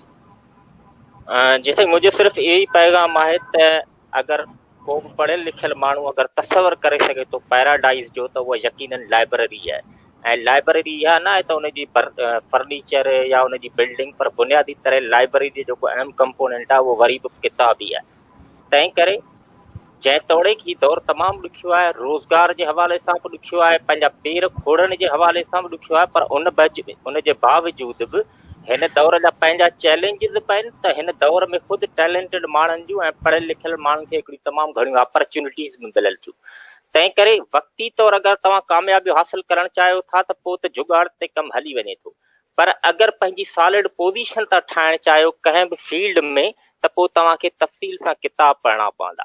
तंहिं करे आउं सम्झां थो त ग़रीब तोड़े अमीर जे विच में जेको वॾे में वॾी जेका सेम शइ आहे, हूअं त अमीरनि खे या वॾनि तबक़नि खे एलीट क्लास खे तमामु घणी फैसिलिटीज़ आहिनि, पर हिकिड़ी शइ में ॿिन्ही में पाण भेंट करे सघूं था त हुननि वटि बि 24 आवर्स आहिनि ऐं पाण वटि बि 24 आवर्स आहिनि। तंहिं करे जेकॾहिं असां उन्हनि 24 आवर्स खे बहितर यूटिलाइज़ करियूं ऐं सुठा सुठा किताब पढ़णु शुरू कयूं त मुंहिंजे ख़्याल में त हिन दौर में असां पंहिंजी पर्सनल लाइफ लाइ, पंहिंजी समाजी ऐं पंहिंजी हर क़िस्म जी लाइफ लाइ बहितर रोल प्ले अदा करे सघूं था। तंहिं करे आउं नौजवान खे इनकरेज कंदुसि त उहे किताबनि सां लगाव रखनि, उन्हनि सां मुहबत कनि। किताब ई आहे जेको असांखे बचाईंदो। जी अली साहब, तमामु वॾी महिरबानी। जीअं बिल गेट चयो आहे त जेकॾहिं तव्हां ग़रीब थी ॼमिया आहियो त तव्हांजो ॾोह न आहे, पर जेकॾहिं केरु ग़रीब थी मरे थो त उन में यकीनन असांजो ॾोह आहे, उन शख़्स जो ॾोह आहे। किताब पढ़णु घुरिजे। बिल्कुलु सजाद बुरबरी साहब, तव्हां ॾांहुं मां पियो अचां त जेकॾहिं आख़िर में तव्हांजो को मैसेज हुजे जेको सिंधी जे नौजवाननि लाइ लाइब्रेरी जे हवाले सां, त बिल्कुलु ज़रूरु ॾिजो। साईं, आख़िर में ऐं अनीस साहब जी जेका ॻाल्हि हुई, ज़बरदस्त ॻाल्हि हुई त किताब ई आहिनि जेके माण्हू खे माण्हू ठाहिनि था, ऐं किताबनि सां ई ज़िंदगी आहे। किताब बहितरीनु दोस्त आहिनि। ऐं कोविड वारो जेको ही पीरियड ॾिसजे त हिन में किताब इहो आहे जिन ॾोह सार ॾिनो पए, ऐं हिन में घणा जेके नौजवान हुआ किताबनि न ई आया, छाकाणि घर में हुया त हुननि किताबनि खे वॾी अहमियत ॾिनी ऐं किताबनि खे पढ़णु शुरू कयो। नौजवान खे बिल्कुलु किताबनि अचिणो पवंदो, ऐं किताबनि लाइ जेके ख़ासि जॻहियूं आहिनि, जीअं लाइब्रेरी आहे, जेको ही टॉपिक आहे पंहिंजो, त उन लाइ लाज़िम अचिणो पवंदो। बाक़ी समाज लाइ उन्हनि खे कमु करणो पवंदो, सोसाइटी लाइ कमु करणो पवंदो। हीउ जेको लाइब्रेरी जो इशू आहे, जेको हीअं पूरी सिंध में जुड़ियो आहे, जिते जिते लाइब्रेरियूं न आहिनि उन्हनि दोस्तनि खे उते घुरिजे त हू अहिड़ो तहरुक पैदा कनि, अहिड़ी तहरीक हलाइनि जंहिंसां को मुस्बत नतीजा निकिरी सघनि। ॿियो न त पंहिंजनि इलाइक़नि में हू स्टडी सर्किल हलाइनि। स्टडी सर्किल सां बि को फिक्री कमु करे सघिजे थो, अमली कमु करे सघिजे थो, अदबी कमु करे सघिजे थो। जेकॾहिं उन्हनि दोस्तनि खे स्टडी सर्किल हलाइण में के मुश्किलातूं पैदा थियनि थियूं त असीं हर वक़्तु हिते जेको मौजूदु आहियूं, असां कॉन्टेक्ट करे सघंदा, ऐं असीं स्टडी सर्किल में जेको असां न थी सघियो पंहिंजे हाल सां उन्हनि जी मदद बि कंदासीं। ऐं जेको स्टडी जेके बुक आहिनि या कुझु शयूं जेका असां न थी सघियूं असीं उनखे रेफर बि कंदासीं। सो सर्किल हलाइनि नौजवान, घणो पढ़नि, घणो लिखनि, घणो सम्झनि, समाज जी ख़िदमत कनि। इहे ई शयूं आहिनि जेके अॻियां कमु ईंदियूं, ऐं इहे ई शयूं आहिनि जेके मजमूई इज्तिमाही तौर ते हिकु सुठो ऐं पॉज़िटिव जेको आहे उहो कमु असांखे साम्हूं मिली सघे थो, ऐं कमु जुड़ी सघे थो, ऐं समाज तरक़ी करे सघे थो, ऐं समाज ख़ुशहाल थी सघे थो। जी सजाद साहब, तव्हांजी वॾी महिरबानियूं। सर, असां ॿ दोस्त गॾु हुया, जंहिंमें वहीद शाबरानी साहब कंबर मां हुयो ऐं उबेद चांदू साहब खेपुनाथन शाह मां हो, पर यकीनन असांजो को बिजली जो मसइलो हूंदो, को टेक्निकल फॉल्ट हो जेको असां सां कोशिशि में हुआ राब्ते में, पर उहे कनेक्ट न थी सघिया ऐं उन्हनि जो आवाज़ु तव्हां ताईं न पहुचाए सघियासीं। बहरहाल असां कोशिशि कंदासीं हिकु दफ़ो ॿीहर उन्हनि सां हिकिड़ो मीटअप रखण जी कोशिशि कंदासीं। ऐं अवां सभिनी दोस्तनि जूं शकील छदगो साहब, अनीस दाऊदपुरो साहब, सजाद बुरबरी साहब, तव्हांजूं वॾियूं महिरबानियूं। तव्हां पंहिंजो तमामु घणो क़ीमती वक़्तु ॾिनो ऐं अॻियां बि कोशिशि कंदासीं, पाण गॾु रहंदासीं। ऐं नाज़रीन खां बि हिकु दफ़ो ॿीहर जेकॾहिं को बि क़िस्म जो सुवालु हुजे लाइब्रेरी जे हवाले सां, लाइब्रेरी जी स्ट्रगल जे हवाले सां, त यकीनन असांजी कमेंट कयो। असां ऐं असांजा दोस्त तव्हांखे कोशिशि कंदासीं, तव्हांखे रिप्लाई ॾींदासीं ऐं तव्हांखे कनेक्ट कंदासीं। जीअं त दोस्तो सर, जीअं त मां तव्हांखे ॿुधाईंदो हलां त सिंध जे हर कुंड मां लाइब्रेरी जी आवाज़ु अचे थो। काफ़ी दोस्तनि असां सां राब्तो कयो, मिठी मां दोस्तनि आवाज़ु कयो ऐं मोरो मां दोस्तनि आवाज़ु कयो, मुख़्तलिफ़ इवन जेको आहे सो दादू वारे पासे हिकिड़ो ॻोठु आहे, उतां बि आवाज़ु आयो पिए लाइब्रेरी जो। पर ज़ाहिर आहे असां वटि हिकिड़ा लिमिटेड रिसोर्सिस आहिनि, उन में सभिनी दोस्तनि खे कनेक्ट न पिए करे सघियासीं। यकीनन उन्हनि सां बि असां ज़रूरु असां हिकु दफ़ो ॿीहर ॿिए कंहिं प्रोग्राम में असां कनेक्ट थींदासीं। आख़िर में उन जी दुआ सां जिते बि हुजो ख़ुशि हुजो, साईं सदाईं करी मथे सिंध सुकार, दोस्त मिठाल दिलदार, आलम सभु आबाद करी। दोस्तो, तव्हां सभिनी जी वॾी महिरबानी। वरी मिलंदासीं ॿिए कंहिं लाइव मीटअप में ॿियनि दोस्तनि सां कंहिं नए इशू सां। अल्लाह भाई।